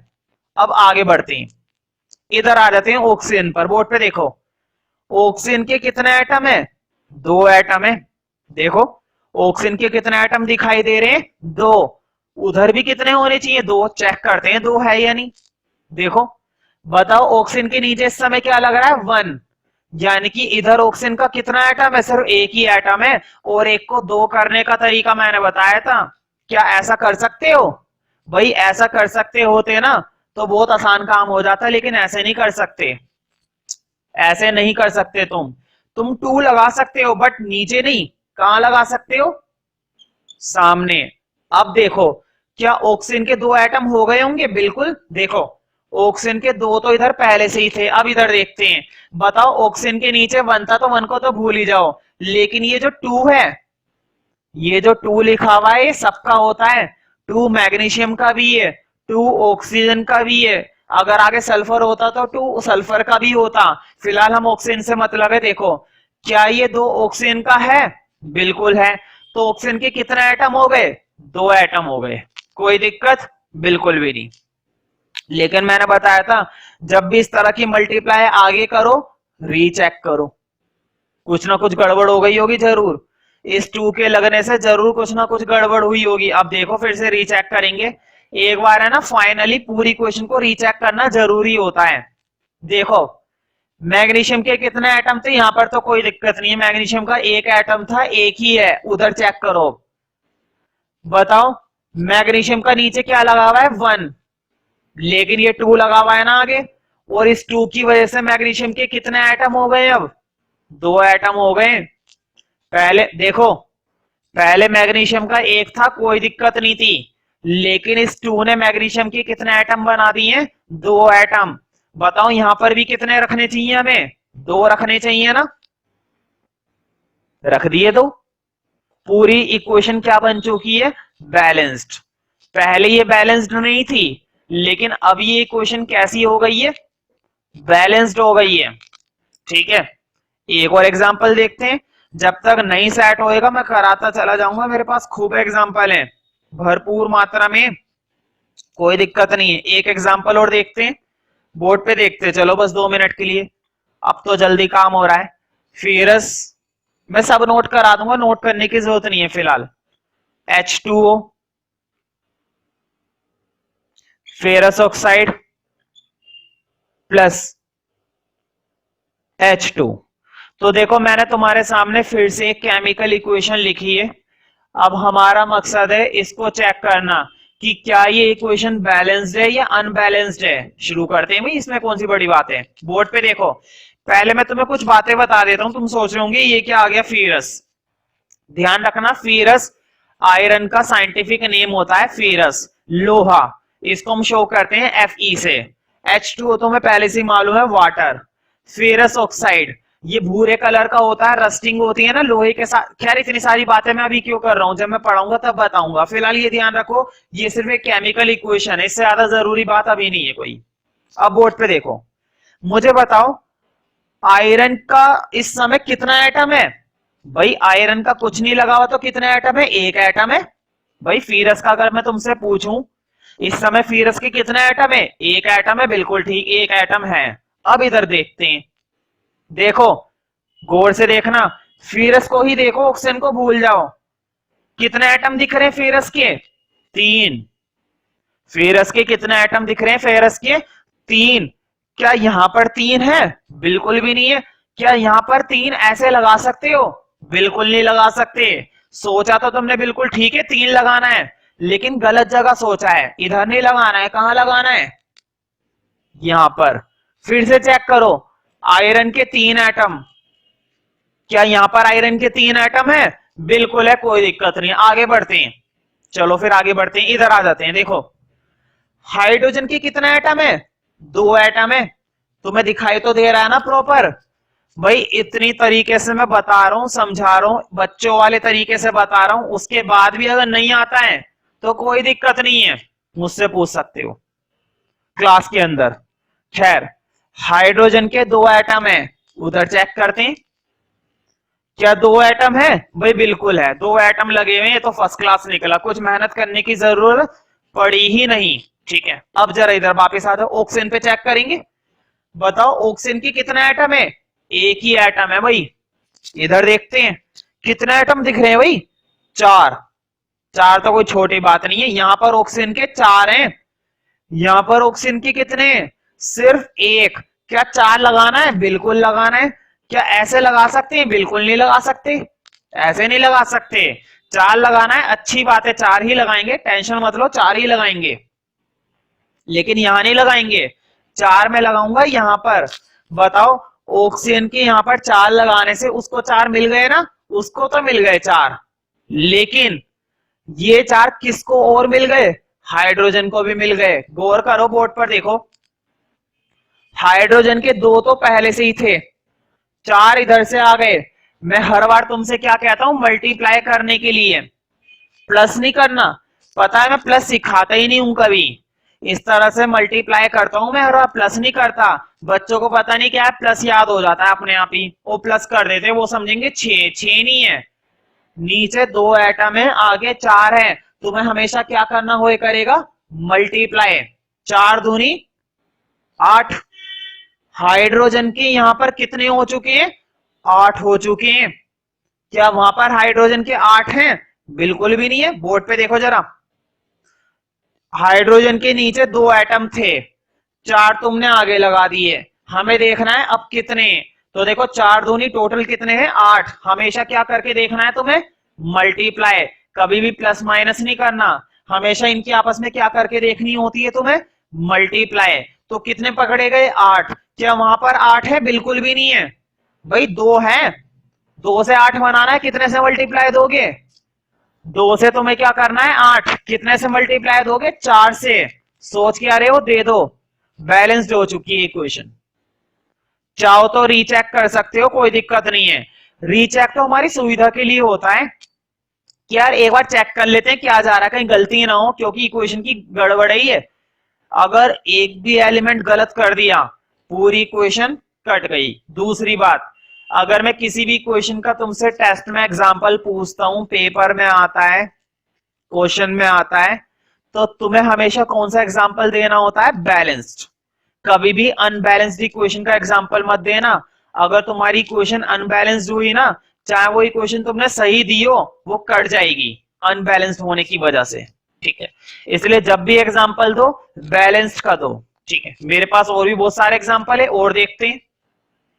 ठीक है, इसके बाद भी अगर नहीं आता है तो मेरे पास 35-40 इक्वेशन की वीडियो क्लास है, बैलेंस सिखाता हूं मैं उसमें, बैलेंस से अनबैलेंस और अनबैलेंस से बैलेंस करना, उससे और क्लियर होएगा। खैर एक लास्ट इक्वेशन देखते हैं इसी बात पर। देखो, zinc plus sulphuric acid H2SO4 arrow, zinc sulphate plus H2 check करते हैं। कभी कभी क्या होता है, कोई इक्वेशन पहले से बैलेंस्ड होती है, तो ज्यादा दिमाग मत लगाना उसमें कि यार इसे बैलेंस करके रहेंगे। भाई जब अच्छी खासी पहले से बैलेंस्ड है तो उसको क्यों छेड़ो, लेकिन चेक तो करना पड़ेगा, चेक करे बिना नहीं पता चलेगा। चलो चेक करते हैं, देखो बोर्ड पे जिंक के नीचे कितने एटम दिख रहे हैं? 1 एटम। यहां पर जिंक के नीचे कितना एटम है? 1 एटम है भाई, कुछ नहीं लगा हुआ है तो क्या लगा हुआ है? 1। इसका मतलब जिंक के यहां पर भी कितना एटम है? 1 एटम है, कोई दिक्कत? ठीक है, आगे बढ़ते हैं। हाइड्रोजन के कितना एटम है? 2 एटम है, उधर चेक करते हैं। हाइड्रोजन के कितना एटम है? 2 एटम है, कोई दिक्कत? बिल्कुल भी नहीं। देखो इसमें 2 चीजें हैं, सल्फर और ऑक्सीजन, एक एक करके देखो, बढ़िया रहेगा, एक एक करके देखो। ठीक है, सल्फर को देखते हैं पहले, कितने हैं सल्फर के? 1। भाई कुछ नहीं लगा हुआ नीचे, सल्फर के देखो कहां लगा हुआ है? कुछ भी, कुछ नहीं लगा हुआ तो क्या लगा हुआ है 1। इसका मतलब सल्फर के कितने एटम है इस समय, सिर्फ एक एटम है। उधर देखते हैं, उधर भी एक एक करके देखो, ये लो मैंने अलग से दिखा दिया। इधर भी सल्फर के कितने एटम है, एक एटम, कोई दिक्कत नहीं है। ऑक्सीजन के कितने एटम है इस समय यहां पर, 4। यहां पर ऑक्सीजन के कितने हैं, 4। क्लियर, ये क्वेश्चन पहले से ही क्या है, बैलेंस्ड है। ठीक है, तो अब तुम्हें बैलेंस्ड केमिकल इक्वेशन का मतलब समझ में आ गया होगा। तो जब हम बात करते हैं बैलेंस्ड केमिकल इक्वेशन की, तो बैलेंस्ड केमिकल इक्वेशन कहने का मतलब ऐसी इक्वेशन जितने एटम्स रिएक्टेंट में है उतने ही एटम्स प्रोडक्ट में है। बैलेंस्ड केमिकल इक्वेशन कहने का मतलब ऐसी इक्वेशन जितने एटम्स इस साइड होते हैं उतने ही एटम्स उस साइड होते हैं। यहां पर 10 एटम है तो वहां पर भी 10 एटम है, यहां पर 15 एटम है तो वहां पर भी 15 एटम है। टोटल कह रहा हूं, देखो जरा भाई, एक था ना प्लस, यहां पर कितने थे 2 प्लस, सल्फर का कितना था 1 प्लस, ऑक्सीजन के कितने थे 4। देखते हैं कितने टोटल, 2 और 1 3 और 1 4 और 4 8। रिएक्टेंट के अंदर कितने एटम्स हैं, 8 एटम्स हैं। उस साइड चेक करते हैं, जिंक के कितने हैं 1, सल्फर के कितने हैं 1, ऑक्सीजन के कितने हैं 4, हाइड्रोजन के कितने हैं 2, 1 और 1 2 और 4 6 और 2 8। प्रोडक्ट के अंदर भी कितने एटम पकड़े गए, 8 एटम पकड़े गए। इसका मतलब ये हुआ बैलेंस्ड केमिकल इक्वेशन कहने का मतलब ऐसी केमिकल इक्वेशन जिसमें नंबर ऑफ एटम्स रिएक्टेंट में और प्रोडक्ट में हमेशा कैसे होते हैं, इक्वल।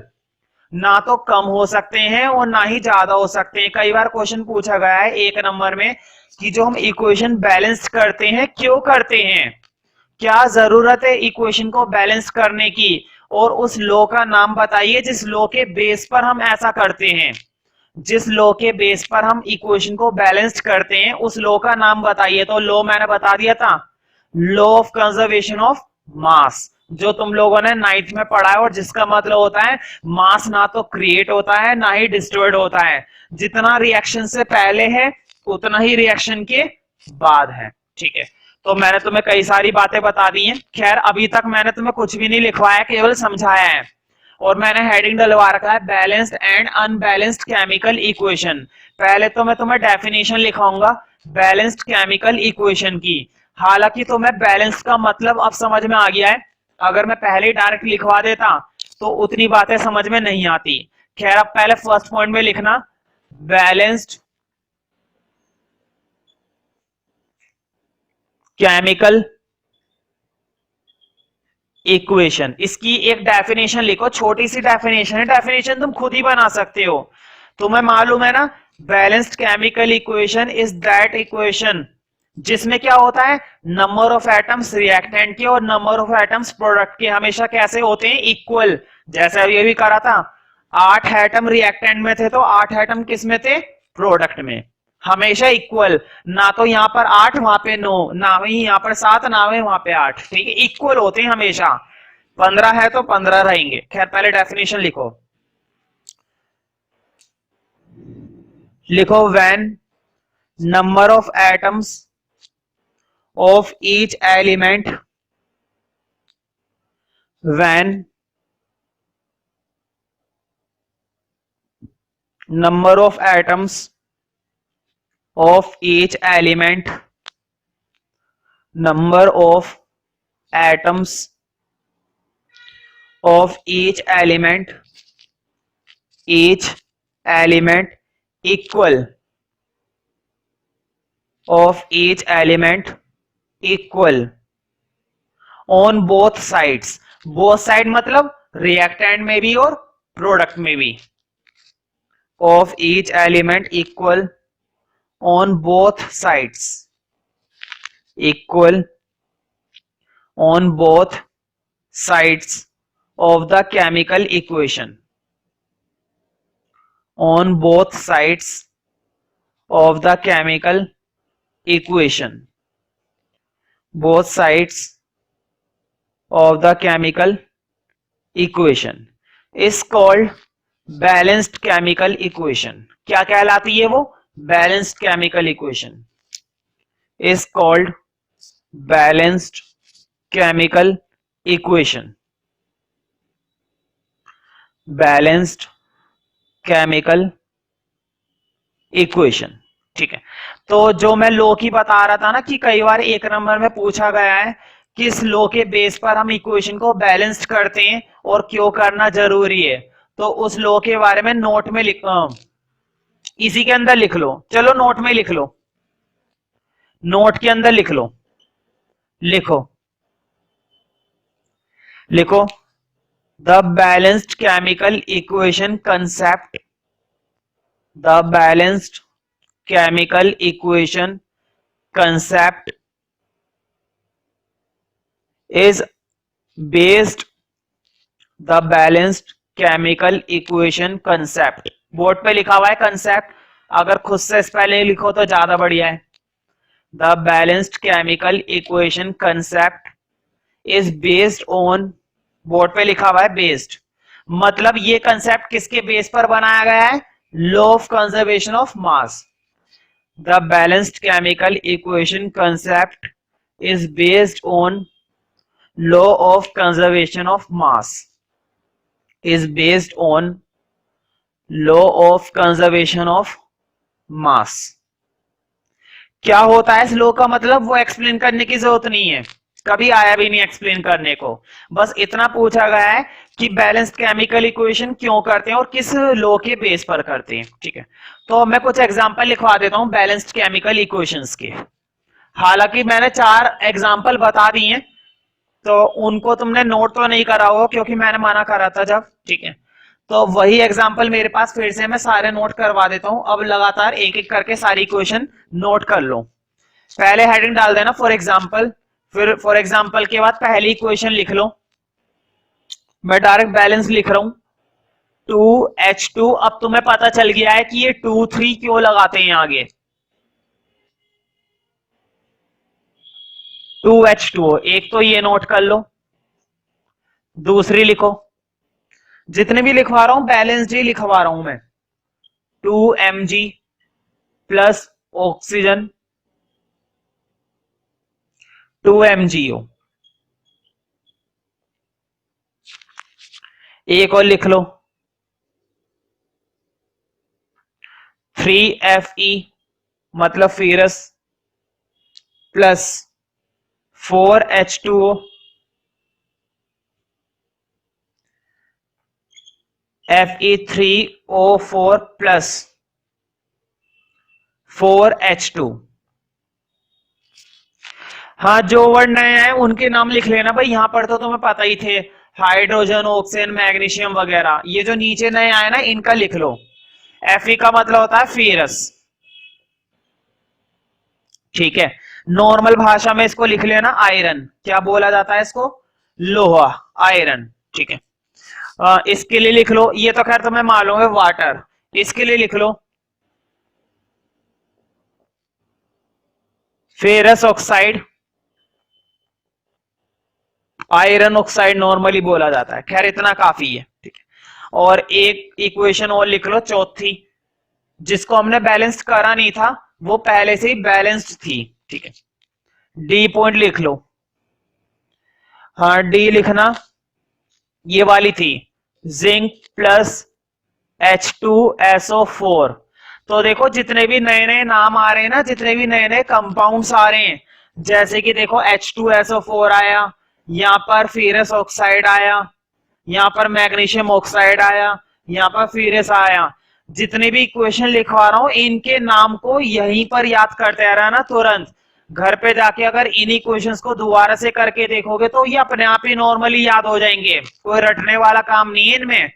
जितना इन इक्वेशन को लिख लिख कर देखोगे, अलग से करके देखोगे रफ में, बार बार करके देखो घर पे, जब नेक्स्ट क्लास में मैं मिलूंगा तो जितना भी मैं पढ़ाता हूं हर बार वो चीजें तुम्हें याद होनी चाहिए, मैं कुछ भी पूछ सकता हूं बोर्ड पर तुमसे क्लास में, तो तुम्हें प्रॉपर वो लर्न होने चाहिए, जितने भी नाम मैंने करा दिए, जितनी भी क्वेश्चंस हो गई अब तक। ठीक है, क्योंकि इनका यही तरीका है, याद करने बैठोगे याद नहीं होंगे, लिख लिख कर जितनी प्रैक्टिस करोगे रफ में फेयर में, उतना ही तुम्हें ये याद होते चले जाएंगे, रटने से कोई फायदा नहीं है।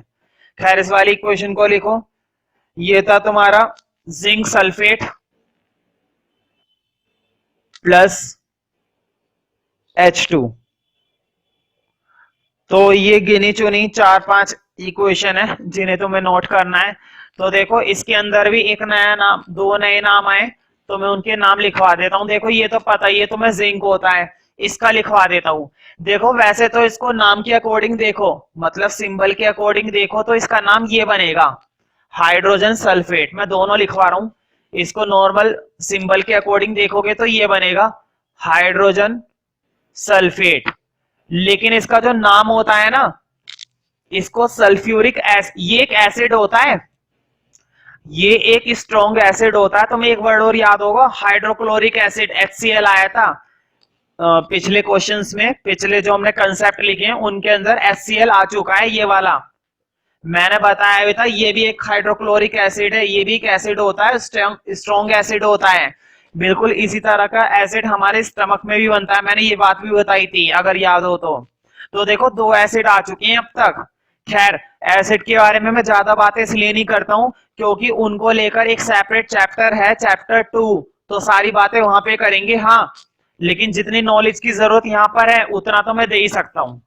तो ध्यान रखना, हाइड्रोजन सल्फेट ये भी एक एसिड होता है और ये भी एक स्ट्रॉन्ग एसिड होता है, बहुत हैवी एसिड होता है। तो उसका नाम लिख लो, इसको एसिड की फॉर्म में ये बोला जाता है सल्फ्यूरिक एसिड। मतलब एसिड की फॉर्म में इसको ये बोला जाता है सल्फ्यूरिक एसिड, और सिंबल के अकॉर्डिंग नाम लिखोगे तो ये बनेगा हाइड्रोजन सल्फेट। अब उधर बात करते हैं। तो देखो इसका भी सिंपल है, ये जिंक सल्फेट। ठीक है, तो मैं लिख देता हूं यहां पर जिंक सल्फेट। नाम उन्हीं सिंबल के नीचे लिखे करो जिनके वो होते हैं।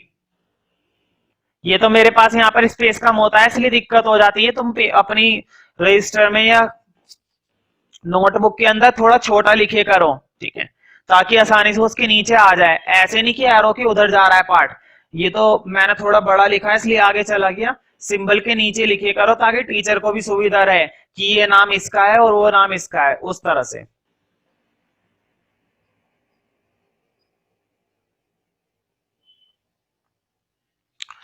तो देखो ये एग्जाम्पल तो मैंने तुम्हें करवा दिए, लेकिन तुम्हारी बुक के अंदर कुछ क्वेश्चन दे रखे हैं जिसमें उन्होंने क्या करा है, इक्वेशन मैंने पहले ही बताया था, बैलेंस्ड करने के लिए कई बार पेपर में पूछा गया है। तो एनसीईआरटी के अंदर कुछ क्वेश्चंस है जिसमें उन्होंने हमें इक्वेशन दी है और हमसे बोला है कि इन इक्वेशन को क्या करो, बैलेंस्ड। तो उन क्वेश्चंस को मैं सॉल्व करा रहा हूं और जो ज्यादा आसान होंगे वो तुम घर से कर सकते हो, ठीक है। तो देखो उन क्वेश्चंस को करने से पहले मैं तुम्हें एक डेफिनेशन और लिख के बताऊंगा। तुमने हेडिंग पर गौर नहीं करा, मैंने हेडिंग डलवाया था balanced chemical equation, balanced and unbalanced. तुमने उस बात पर गौर नहीं करा। खैर अनबैलेंस्ड की कोई डेफिनेशन नहीं है, बस उसका मीनिंग समझ लो। भाई जो बैलेंस्ड नहीं होती वो अनबैलेंस्ड होती है, सीधी सी बात है।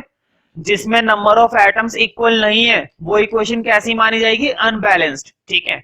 तो जो लॉ ऑफ कंजर्वेशन मास को सेटिस्फाई नहीं करती, ठीक है, उनको हम क्या बोलते हैं, unbalanced.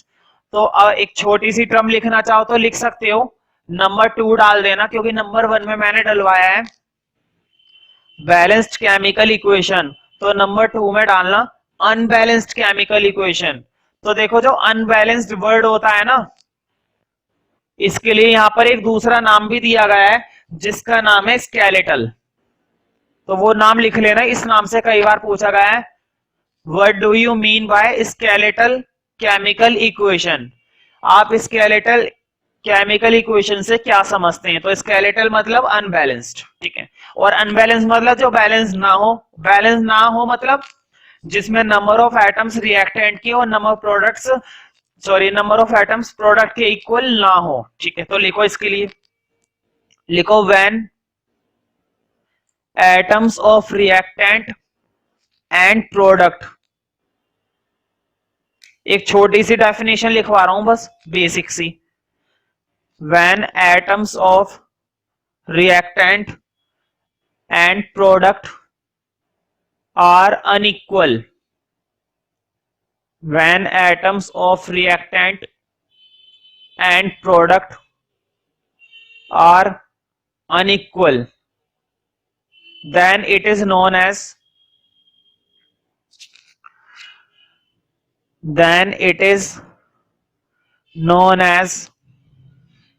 skeletal chemical equation. Spelling board पे लिखी हुई है. then it is known as skeletal chemical equation. तो मतलब जो इक्वेशन बैलेंस्ड नहीं होती है, मतलब जिसमें एटम्स इक्वल नहीं होते हैं, वो इक्वेशन क्या होती है हमारी? अनबैलेंस्ड. ठीक है, तो कोई एग्जांपल वगैरह देने की जरूरत नहीं है. बाई चांस एक आध नंबर में पूछी जाए स्केलेटल की डेफिनेशन, तो तुम ये बता सकते हो. अब वो क्वेश्चन देख लेते हैं जो तुम्हारी एनसीईआरटी में है. किसी के पास अगर, तुम लोगों के पास अगर बुक वगैरह है तो अच्छी बात है, निकाल लेना. मैं क्वेश्चन नंबर बता देता हूं. ठीक है, नहीं है तो कोई बात नहीं है, मैं क्वेश्चन बोर्ड पे लिख ही दूंगा, तो सबको प्रॉपर दिखाई दे जाएगी.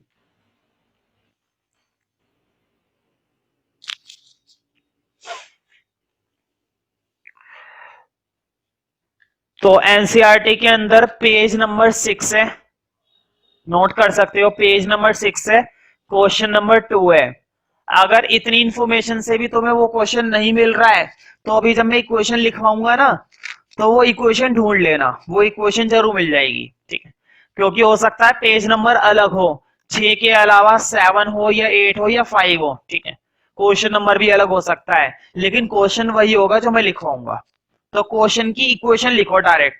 देखो इस क्वेश्चन के अंदर है ना, इन्होंने 3 इक्वेशन हमें दे रखी हैं. तीनों इक्वेशन को उन्होंने हमसे क्या बोला है? बैलेंस्ड करो.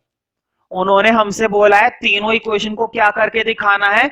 बैलेंस्ड. मैं पहली इक्वेशन लिख रहा हूं, और जैसे उन्होंने दिए बिल्कुल वैसे ही लिख रहा हूं. देखो फर्स्ट है, नोट करते चलना मेरे साथ. हाइड्रोजन प्लस क्लोरीन, एरो बना देना. Hydrogen chloride, hydrogen chloride. तो देखो स्पेस नहीं था इसलिए मैंने नीचे लिखा है. तो मैं ऐसा मत कर देना कि हाइड्रोजन के नीचे क्लोराइड लिख दो.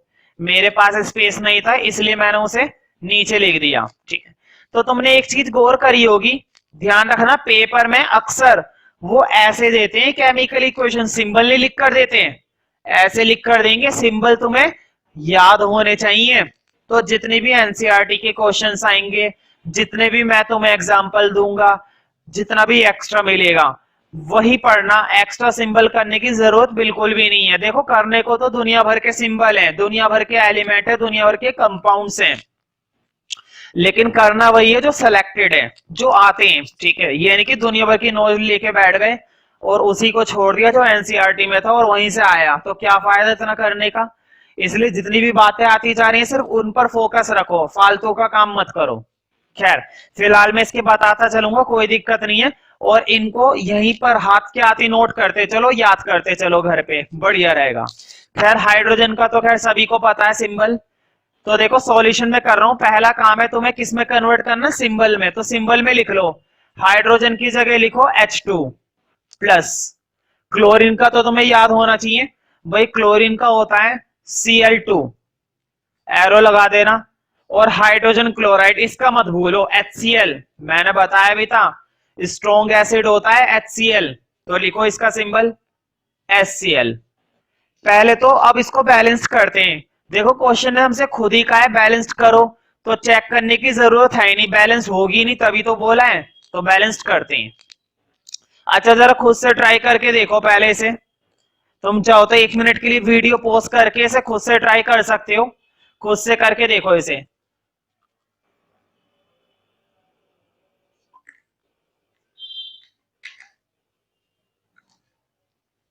तो देखो अगर जिसने करके देखी है, अब आंसर मैच करना, और जिनसे नहीं हो पाई है वो जरा दोबारा देखो. तो देखो हाइड्रोजन की कितने एटम है? 2. ये तो सबको दिख रहा है ना, दिमाग मत लगाओ बिल्कुल भी, बिल्कुल भी दिमाग मत लगाओ मेरे होते हुए. सिर्फ क्या इस्तेमाल करो? आंखें. आंखों से तो देख सकते हो ना, दिमाग लगाने की जरूरत ही नहीं है. बहुत आसान काम है, केमिस्ट्री करना कौन सी बड़ी बात है, साइंस तो मजाक है. ठीक है, हाइड्रोजन की कितने एटम है तुम्हें देखकर पता चल रहा है? 2 एटम है. मुझे बताओ नीचे कितने, यहाँ पर एक ना, हाइड्रोजन की कितने, एक, कितने चाहिए, दो चाहिए थे। हाइड्रोजन की कितने होने चाहिए थे, दो। क्या मैं वो दो यहां पर लगा सकता हूं, बिल्कुल नहीं। यहां तो नहीं, सोचा तो बिल्कुल सही है, दो लगाना है, लेकिन यहां नहीं लगाना, यहां पर लगाना है। क्लियर, आगे बढ़ते हैं। हाइड्रोजन का तो हो गया मामला सेट। अब आगे देखते हैं, क्लोरीन के कितने हैं, दो हैं। उधर चेक करते हैं। देखो इसको थोड़ी देर के लिए भूल जाते हैं।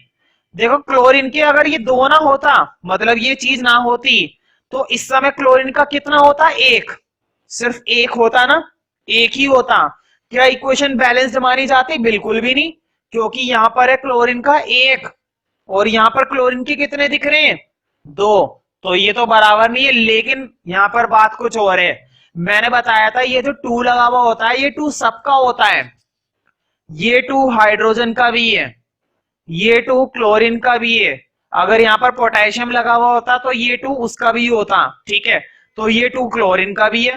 तो बताओ अगर ये दो क्लोरीन का भी है तो क्लोरीन के एटम भी कितने हो गए, दो हो गए। क्लोरीन के भी एटम दो हुए या नहीं हुए, हो गए ना दो एटम।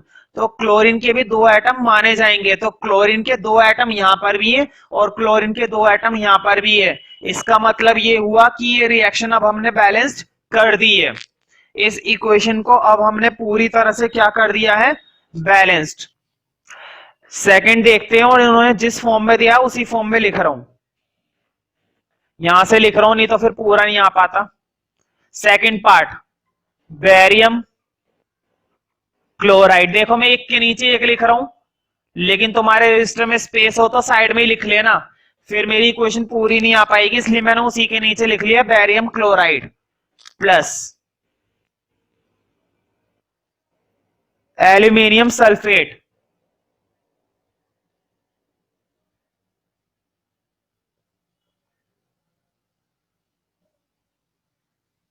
Arrow barium sulphate. फिलहाल बिल्कुल इसी फॉर्म में लिखते चलो जिस फॉर्म में उन्होंने क्वेश्चन में हमें दिया है, ज्यादा दिमाग मत लगाया करो। और लास्ट वन है एल्यूमिनियम क्लोराइड।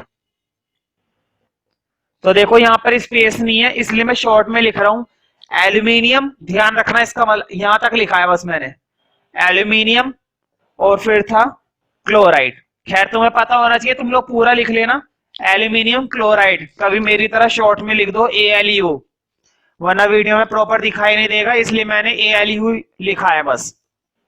खैर इसका क्या करेंगे, इसका कोई चार्ट थोड़ी ना डालना है। इनकी जगह हमें क्या याद होने चाहिए, इनके सिंबल। तो जितनी भी केमिकल इक्वेशंस आती जा रही है ना, उन केमिकल इक्वेशन को हाथ के हाथ उन्हीं सिंबल के अकॉर्डिंग घर पे जाके लर्न करो। एक टेबल बना लो, टेबल में वो सारे नाम इधर लिखो और सिंबल इधर लिखो। फिर देखो उस टेबल को 2 या 3 दिन लगकर पढ़ो, रटो मत, केवल उसको पढ़ो। जैसे मैं तुम्हें एक तरीका बताता हूं, घर पे जाओ, एक पेज पर इस तरह से कॉलम बना लो। यहां पर तो कंपाउंड लिखते चलो, जैसे कि देखो बैरियम क्लोराइड, यहां पर लिख लो बैरियम क्लोराइड, उसका सिंबल यहां पर लिखो।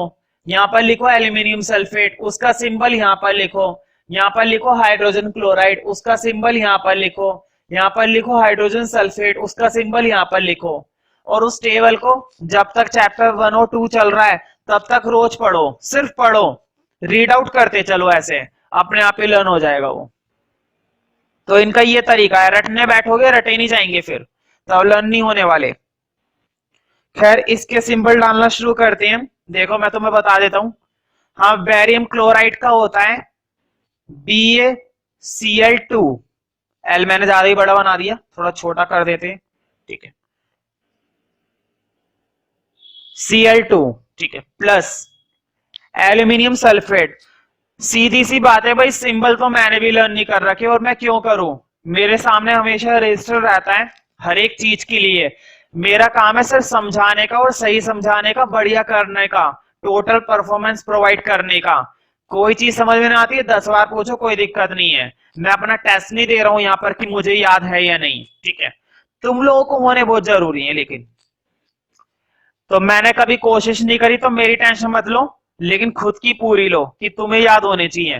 तो barium chloride BaCl2, aluminium sulphate, इसका होता है Al2SO4 3। ठीक है, फिर एरो बना देना, बेरियम सल्फेट का लिखो BaSO4 प्लस एल्यूमिनियम क्लोराइड का AlCl3। तो वीडियो में प्रॉपर दिखना चाहिए AlCl3। ठीक है, बढ़िया दिख रहा है। अब शुरू करते हैं बैलेंस करना। एक काम करते हैं, ये फालतू की चीजें हटा देते हैं। बोर्ड पर देखो 2 मिनट के लिए बस। बेरियम के नीचे इस समय क्या लग रहा है? 1। बेरियम के कितने एटम है? 1। भाई नीचे कुछ नहीं लग रहा, इसका मतलब क्या है? 1 है। इसका मतलब ये हुआ कि बेरियम के कितने एटम है यहाँ पर?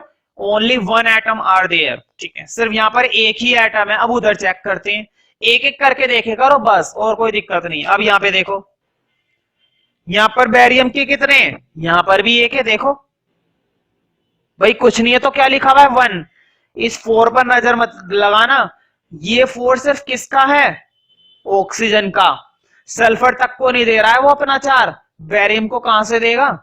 ऑक्सीजन के बराबर में सल्फर बैठा हुआ है कि शायद ये मुझे अपने 4 दे दे, मुंह लटका के बैठा हुआ है, लेकिन वो ऑक्सीजन अपने 4 इसको नहीं दे रहा। बेरियम तो इतना दूर है, उसको कौन देगा? तो बेरियम तो बराबर है, यहां पर भी एक एटम है, यहां पर भी एक एटम है, कोई दिक्कत नहीं है। ठीक है, आगे देखते हैं। क्लोरीन के यहां पर 2 है, देखो क्लोरीन के नीचे क्या लग रहा है? 2। कितने हैं यहां पर क्लोरीन के? 2। उधर गौर करो, यहां पर क्लोरीन के हैं 3। अब है थोड़ा करने लायक काम, यहां से हमारा काम हो जाता है स्टार्ट। ये इक्वेशन टिक कर लेना, इंपॉर्टेंट है। और इस वैरायटी की इक्वेशन कई बार आती है पेपर में, ऐसे ही होते हैं 4-4 कंपाउंड वाले, कई बार पूछे जाते हैं। मैं फिर से रिपीट करूंगा, देखो क्लोरीन के यहां पर है 2 और वहां पर है क्लोरीन के 3। देखो इस तरह से थोड़ा अलग है ना, यहां पर 3 वहां पर 2, अजीब सा नहीं हो गया? ओड नंबर आ गया ना। देखो यहां पर इवन नंबर है, वहां पर ओड नंबर है। 2 एक इवन नंबर होता है और 3 एक ओड नंबर होता है। जब भी इवन ओड आए करे ना, उसको थोड़ी देर के लिए छोड़ दिया करो, बाद में देखेंगे। जब हम रीचेक करने आएंगे ना, तब इसको बाद में देखेंगे। कई बार क्या होता है, जब बाद में देखोगे ना इसको, ये अपने आप ही हो चुकेगा। अब तुम सोच रहे हो कि अपने आप कैसे हो जाएगा? यही तो कमाल है। जो टेक्निक मैं सिखाऊंगा, जैसी मर्जी इक्वेशन हो, कितनी भी हैवी हो, अपने आप ही हो जाएगी। लेकिन मेरे हिसाब से चलोगे तो देखो, यहां पर था इवन, 2 एक नंबर इवन नंबर होता है, और 3 नंबर एक ओड होता है। तो इसलिए इसको थोड़ी देर के लिए अभी छोड़ दो, क्लोरीन को भूल जाओ, आगे बढ़ते हैं। रफली ये सोच लो कि हमने क्लोरीन को कर दिया। ठीक है, अगर दिमाग में परेशानी हो रही कि क्यों छोड़े, तो रफली सोच लो कि कर दिया, समझो। आगे बढ़ते हैं फिलहाल। अब इधर देखो, देखो एल्यूमिनियम के कितने हैं? 2। ये मत सोचना कि ये जो ब्रैकेट के इधर लग रहा है 3, तो ये 3 एल्यूमिनियम का भी है, बिल्कुल नहीं। देखो जरा, ब्रैकेट कहां से शुरू हो रहा है? यहां से। वो बात अलग होती, ऐसा कुछ होता तो, लेकिन ये बात बिल्कुल भी नहीं है। ये ब्रैकेट कहां पे लग रहा है? यहां पर।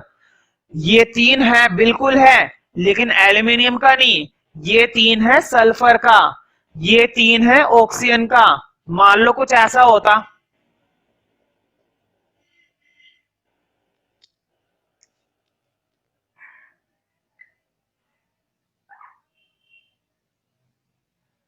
ऐसा कुछ होता, मैंने देखो काफी सारे लगा दिए, फॉस्फोरस, पोटेशियम, नाइट्रोजन। ध्यान रखना, ब्रैकेट के अंदर जितने भी लिखे हुए हैं ना, सबका है ये 3। देखो कैसे, फॉस्फोरस का नीचे क्या दिख रहा है? 1। 3 उस पर चले गए, फॉस्फोरस कितने हो गए? 3। पोटेशियम का नीचे कितना दिख रहा है? 1। ये 3 उस पर चले गए, पोटेशियम कितने हो गए? 3। नाइट्रोजन के 2। हमेशा ध्यान रखना, जब भी करनी है मल्टीप्लाई करनी है, प्लस माइनस कभी नहीं करना। जब भी करना है मल्टीप्लाई करना है। नाइट्रोजन के 2 थे, 3 ये रे आ गए, कितने हो गए? 6 नाइट्रोजन। ऑक्सीजन के 4 थे, 3 और आ गए। ऐसा लग रहा होगा ना यार 3 और आ गए 7 हो गए, नहीं, मल्टीप्लाई। हमेशा ध्यान रखना मल्टीप्लाई करनी है।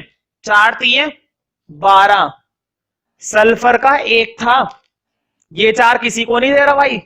ऑक्सीजन तो बड़ा चालू है, अपने चार देता ही नहीं किसी को भी, है ना। ये तीन किसको मिलेंगे, सल्फर को, सल्फर हो गई तीन। खैर इसको छोड़ो अभी फिलहाल, अब वापिस आ जाते हैं। देखो अब जरा, एल्यूमिनियम यहां पर कितनी है, दो। कितनी एल्यूमिनियम दिख रही है, दो। एल्यूमिनियम के कितने एटम दिख रहे हैं, दो एटम। उधर देखते हैं, बताओ एल्यूमिनियम के नीचे इस समय क्या लग रहा है, एक। क्लोरीन की तीन पे नजर मत लगाना, वो तो क्लोरीन के तीन एटम है, एल्यूमिनियम को उससे बिल्कुल भी कोई मतलब नहीं है। एल्यूमिनियम को कितने चाहिए, देखो यहां पर दो हैं, यहां पर एल्यूमिनियम को कितने चाहिए, दो चाहिए। चलो ठीक है, दो लगाएंगे। क्या नीचे लगा सकता हूं, बिल्कुल भी नहीं। दो लगाओ, तीन लगाओ, चार लगाओ, 10 लगाओ, जब भी लगाओ आगे लगाओ, नीचे कभी भी मत लगाओ। यहां पे लगा दिया, एल्यूमिनियम का तो हो गया ना मामला फिट। आगे बढ़ते हैं। अब जरा इधर देखो, गौर करो, बोर्ड पे देखो 2 मिनट के लिए। सल्फर के अंदर यहां पर क्या है, एक है ना, सल्फर का यहां पर एक है, लेकिन ब्रैकेट के बाहर, अब ये भी मैंने बताया था, ये जो ब्रैकेट के बाहर लिखा हुआ होता है ना, ये सबका होता है। ये तीन सल्फर का भी है, ये तीन ऑक्सीजन का भी है। अगर पोटेशियम होता तो ये तीन पोटेशियम का भी होता। फिलहाल सल्फर के कितने हो गए, तीन हो गए ना, क्लियर। सल्फर के यहां पर अगर आ गया ये तीन, तो कितने हो गए, सल्फर के तीन हो गए। सल्फर तीन है। देखो मैं इसको लिखकर बता देता हूं, इतने कंफ्यूज क्यों हो रहे हो। जब मैं हूं, मैथ्स का कोई सा भी पार्ट हो, कितना भी हैवी और कितना भी इजी, मैं हूं हमेशा मैथ्स के लिए। और ये मैथमेटिकल फॉर्म है और कुछ नहीं है। ये तीन है ना, सल्फर पे भी लगा दिए, और बोलो मैंने लगा ही दिए डायरेक्ट। ये तीन इधर भी लगा दिए, तो मैं मालूम है ना, चार पहले से ही थे, तीन हो गए, चार थी 12। सात मत सोचना, 12 मल्टीप्लाई करते हैं हमेशा, प्लस तो कभी करते ही नहीं है। चार थी 12, ये बन गया। अब कोई दिक्कत तो नहीं है, बस फर्क इतना है, ऐसा लिख मत देना, ये तो समझाने के लिए कर दिया। अब इसको गौर करो, सल्फर के हैं तीन, वहां पर सल्फर कितनी है, उसकी ऑक्सीजन पे नजर मत लगाओ, सिर्फ सल्फर देखो। कितनी है सल्फर नीचे, एक ना, तीन बनाना है। क्या तीन में यहां पर लगा सकता हूं, सल्फर के मैं यहां पर तीन लगा सकता हूं। देखो लगाने का काम तो सही सोच रहे हो, तीन, लेकिन यहां नहीं लगा सकते। ये तीन में कहां लगा सकता हूं, यहां पर। हो गए सल्फर के तीन। अब आगे बढ़ते हैं। देखो ऑक्सीजन के कितने थे, 12। कितनी ऑक्सीजन है यहां पर, देखो मैं इधर दिखा देता हूं, चार इधर, तीन इधर, चार थी, 12 यहां पर भी देख सकते हो। अब तो तुम यहां पर ऑक्सीजन है 12। अब उधर चेक करते हैं, देखो फिर से वही काम, नीचे ऑक्सीजन कितनी दिख रही है, 4, तीन सामने। प्लस मत करना, हमेशा क्या करते हैं, मल्टीप्लाई। तीन को चार से करी, कितनी ऑक्सीजन पकड़ी गई, 12। यहां पर भी कितनी थी, 12, वहां पर भी कितनी है, 12। कोई प्रॉब्लम नहीं है, ठीक है। रीचेक करेंगे, तुम्हें याद होगा जब भी हम इक्वेशन बैलेंस करते हैं, एक बार रीचेक जरूर करो। और यहां पर तो रीचेक करने के दो कारण है, एक तो वो याद करो, क्लोरीन को मैंने पेंडिंग छोड़ रखा था। दूसरा रीजन ये कि रीचेक करना ही करना है, एंड में एक बार रीचेक जरूर करो। कोई नहीं करते, हो सकता है कुछ चीजें बदल गई हो। देखो बोर्ड पे, बैरियम कितना था, एक। बैरियम यहां पर कितना है भाई, नीचे क्या है, एक, तो बैरियम एक है। उधर देखते हैं, देखो चलो बढ़िया है, नीचे तो एक है, लेकिन क्या ये तीन सबका नहीं होता। बैरियम अब कितने हो गए, तीन। पहले एक था, पहले ये तीन कहां था, तीन नहीं था ना, लेकिन अब ये तीन है। तो बैरियम अब कितने बन चुके हैं, तीन। यहां पर मैं कितने से मल्टीप्लाई दूंगा, तीन से। कोई दिक्कत, ये लगा दिया तीन। क्लियर, आगे बढ़ते हैं। अब जरा गौर करो बोर्ड पे, 2 मिनट के लिए, बहुत आसान काम है। नीचे क्लोरीन कितनी दिख रही है, दो। क्या ये तीन सबका नहीं होता, बिल्कुल। तीन बैरियम का भी है, तीन क्लोरीन का भी है। तो देखो नीचे है क्लोरीन दो, तीन सामने है। टोटल क्लोरीन कितनी है, 6 क्लोरीन है। मैं फिर से रिपीट करता हूं, ये जो डिजिट होती है ना, ये सबकी होती है। ये तीन बैरियम की भी है और ये तीन क्लोरीन की भी है। क्लोरीन के दो एटम नीचे हैं, तीन सामने हैं, तीन दूनी 6। क्लोरीन के इस समय यहां पर कितने एटम है, 6। अब जरा उधर देखते हैं, तुम कहोगे कि भैया क्या कमाल का तरीका है। देखो नीचे क्लोरीन कितनी है 3, क्या ये 2 सबका नहीं होता? बिल्कुल भाई सबका होता है, सबका है तो हम ऐसे कैसे छीन सकते हैं? 2 3 जा कितनी क्लोरीन हो गई 6, 3 दूनी कितने होते हैं 6, यहां पर भी 6 क्लोरीन, यहां पर भी 6 क्लोरीन, कोई दिक्कत? क्या क्लोरीन को जरूरत पड़ी करने की हमें बैलेंस्ड? बिल्कुल भी नहीं, अपने आप ही हमारा काम हो गया। तो जब भी ओड इवन आए करें ना और सोच नहीं पाया करो क्या करें, उसे छोड़ दो, बाद में देख लो अपने आप हो जाएगा। जब भी ओड इवन आए, और पहले ओड इवन को छोड़ो, जब समझ नहीं पा रहे हो ना कि किस चीज से मल्टीप्लाई और कैसे करें, तो छोड़ दो उसको, बाद में वो अपने आप ही हो जाता है। अब आगे बढ़ते हैं। देखो एल्यूमिनियम 2 है, यहां पर भी एल्यूमिनियम 2 है, ठीक है। सल्फर 3 है, यहां पर भी ये तो खैर अलग से कर ही था बैलेंस, तो ये तो बैलेंस्ड है ही, ठीक है। तो ये क्वेश्चन अब हमारी क्या हो चुकी है पूरी तरह से बैलेंस्ड। और बैलेंस करना कोई बहुत बड़ी बात नहीं है, आसानी से हम इक्वेशंस को बैलेंस कर लेते हैं, ठीक है। तो देखो इसी क्वेश्चन का एक पार्ट और है, थर्ड पार्ट और देखते हैं, फिर ये क्वेश्चन तुम्हारा कंप्लीट हो जाएगा।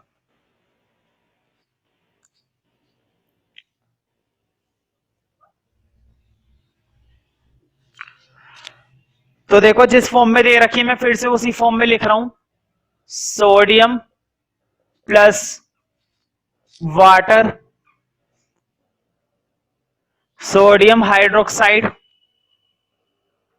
तो देखो स्पेस कम है इसलिए मैंने उसके नीचे लिखा है प्लस हाइड्रोजन। तो हम इनको इनकी जगह नाम लिखेंगे, ओ सिंबल लिखेंगे इनके, कुछ तो तुम्हें याद होंगे। सोडियम का होता है Na, वाटर का होता है H2, ठीक है, और सोडियम हाइड्रोक्साइड का होता है NaOH। देखो NaOH प्लस H2। तो ध्यान रखिए करो, जो जो नए नए सिंबल आ रहे हैं ना उनको थोड़ा ध्यान रखो कि उनका मतलब क्या है और वो होते क्या है। तो ये होता है सोडियम, और OH का मतलब हाइड्रोक्साइड, तो सोडियम हाइड्रोक्साइड। अब देखते हैं क्या ये बैलेंस्ड है। भाई बैलेंस तो होगी नहीं, क्योंकि क्वेश्चन ने तो हमसे खुद बैलेंस्ड बोला है, तो ये बैलेंस कहां से हो जाएगी, चलो चेक करते हैं।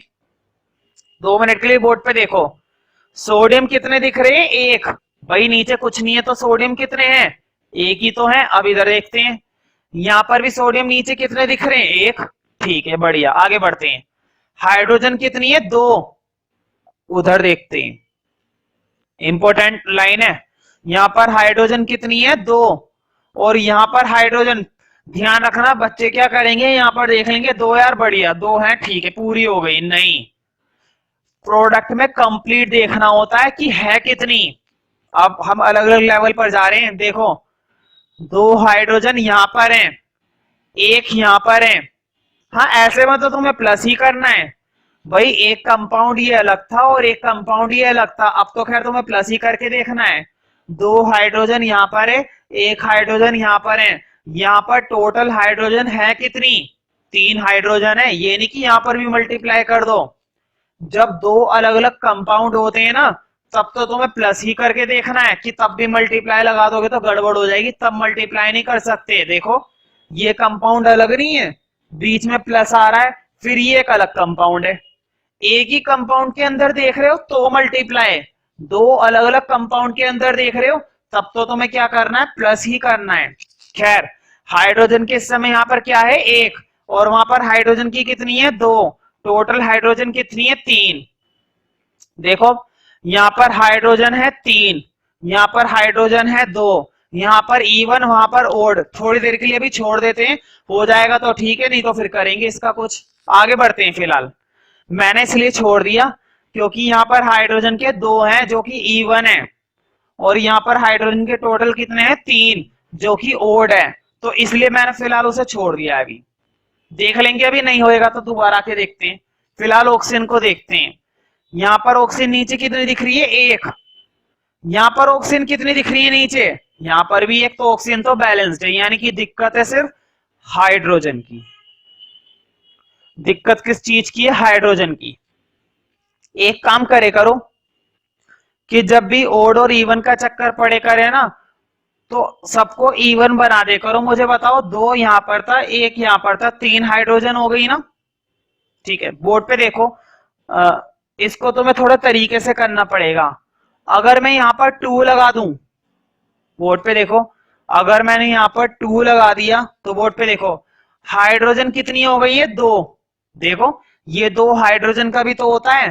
हाइड्रोजन कितनी हो गई है, 2। 2 हाइड्रोजन इधर और 2 हाइड्रोजन इधर, टोटल हाइड्रोजन कितनी हो गई है, 4। तो तुम सोच रहे होंगे ऐसे कैसे 2 लगा दिया, भाई कुछ तो लगाना पड़ेगा, कुछ तो तुम्हें लगाना ही पड़ेगा। 1 लगा नहीं सकते, 1 का फायदा किया, 1 तो पहले से ही है, 1 क्या करोगे, तो सबसे छोटी डिजिट होती है 2, 2 लगाओगे तो बढ़िया रहेगा। 3 लगा दोगे तो ओड का ओड ही रहेगा, इवन नहीं बनेगा। इवन बनाने के लिए तुम्हें इवन ही लगाना पड़ेगा, यानी कि 2, तभी बात बन सकती है। तो मैंने 2 लगाया है, तो इस 2 की वजह से यहां पर हाइड्रोजन कितनी हो गई है, 2। इस 2 की वजह से यहां पर हाइड्रोजन कितनी हो गई है, 2। 2 हाइड्रोजन यहां पर और 2 हाइड्रोजन यहां पर, टोटल हाइड्रोजन कितनी हो गई, 4। क्या यहां पर 4 बना सकता हूं, बिल्कुल। 2 तो नीचे है, 2 से मल्टीप्लाई और दे दो, 2 2 जा 4। हाइड्रोजन कितनी बन चुकी है, 4 हाइड्रोजन बन चुकी है अब हमारे पास। देखो 2 दूनी 4। लेकिन जब भी इस तरह की मल्टीप्लाई करो, रीचेक करो, क्या पता गड़बड़ हो गई हो। देखो इधर, यहां पर सोडियम कितने थे, 1। क्या अब इधर सोडियम 1 है, बिल्कुल भी नहीं। ये 2 सबका नहीं होता, अभी अभी मैंने बताया था, ये 2 सोडियम का भी है, ये 2 ऑक्सीजन का भी है, ये 2 हाइड्रोजन का भी है, तो ये 2 सोडियम का भी है। तो यहां पर भी सोडियम कितने रखने हैं, 2। तो 2 लगाना है तो 2 लगा दो। अब आगे बढ़ते हैं, हाइड्रोजन हमने पहले से बैलेंस कर दिए थे, ऑक्सीजन और चेक कर लेते हैं, रीचेक। देखो बोर्ड पे, ये 2 सबका होता है, ऑक्सीजन भी कितनी हो गई है, 2। इधर देखो, ये भी 2 सबका होता है, ऑक्सीजन कितनी हो गई है, 2। तो हमने इस इक्वेशन को भी पूरी तरह से बैलेंस कर दिया। इस पर भी टिक कर लेना, ये भी थोड़ी हटकर थी, हालांकि छोटी इक्वेशन थी पहले वाली के मुकाबले, लेकिन कुछ तो अलग थी।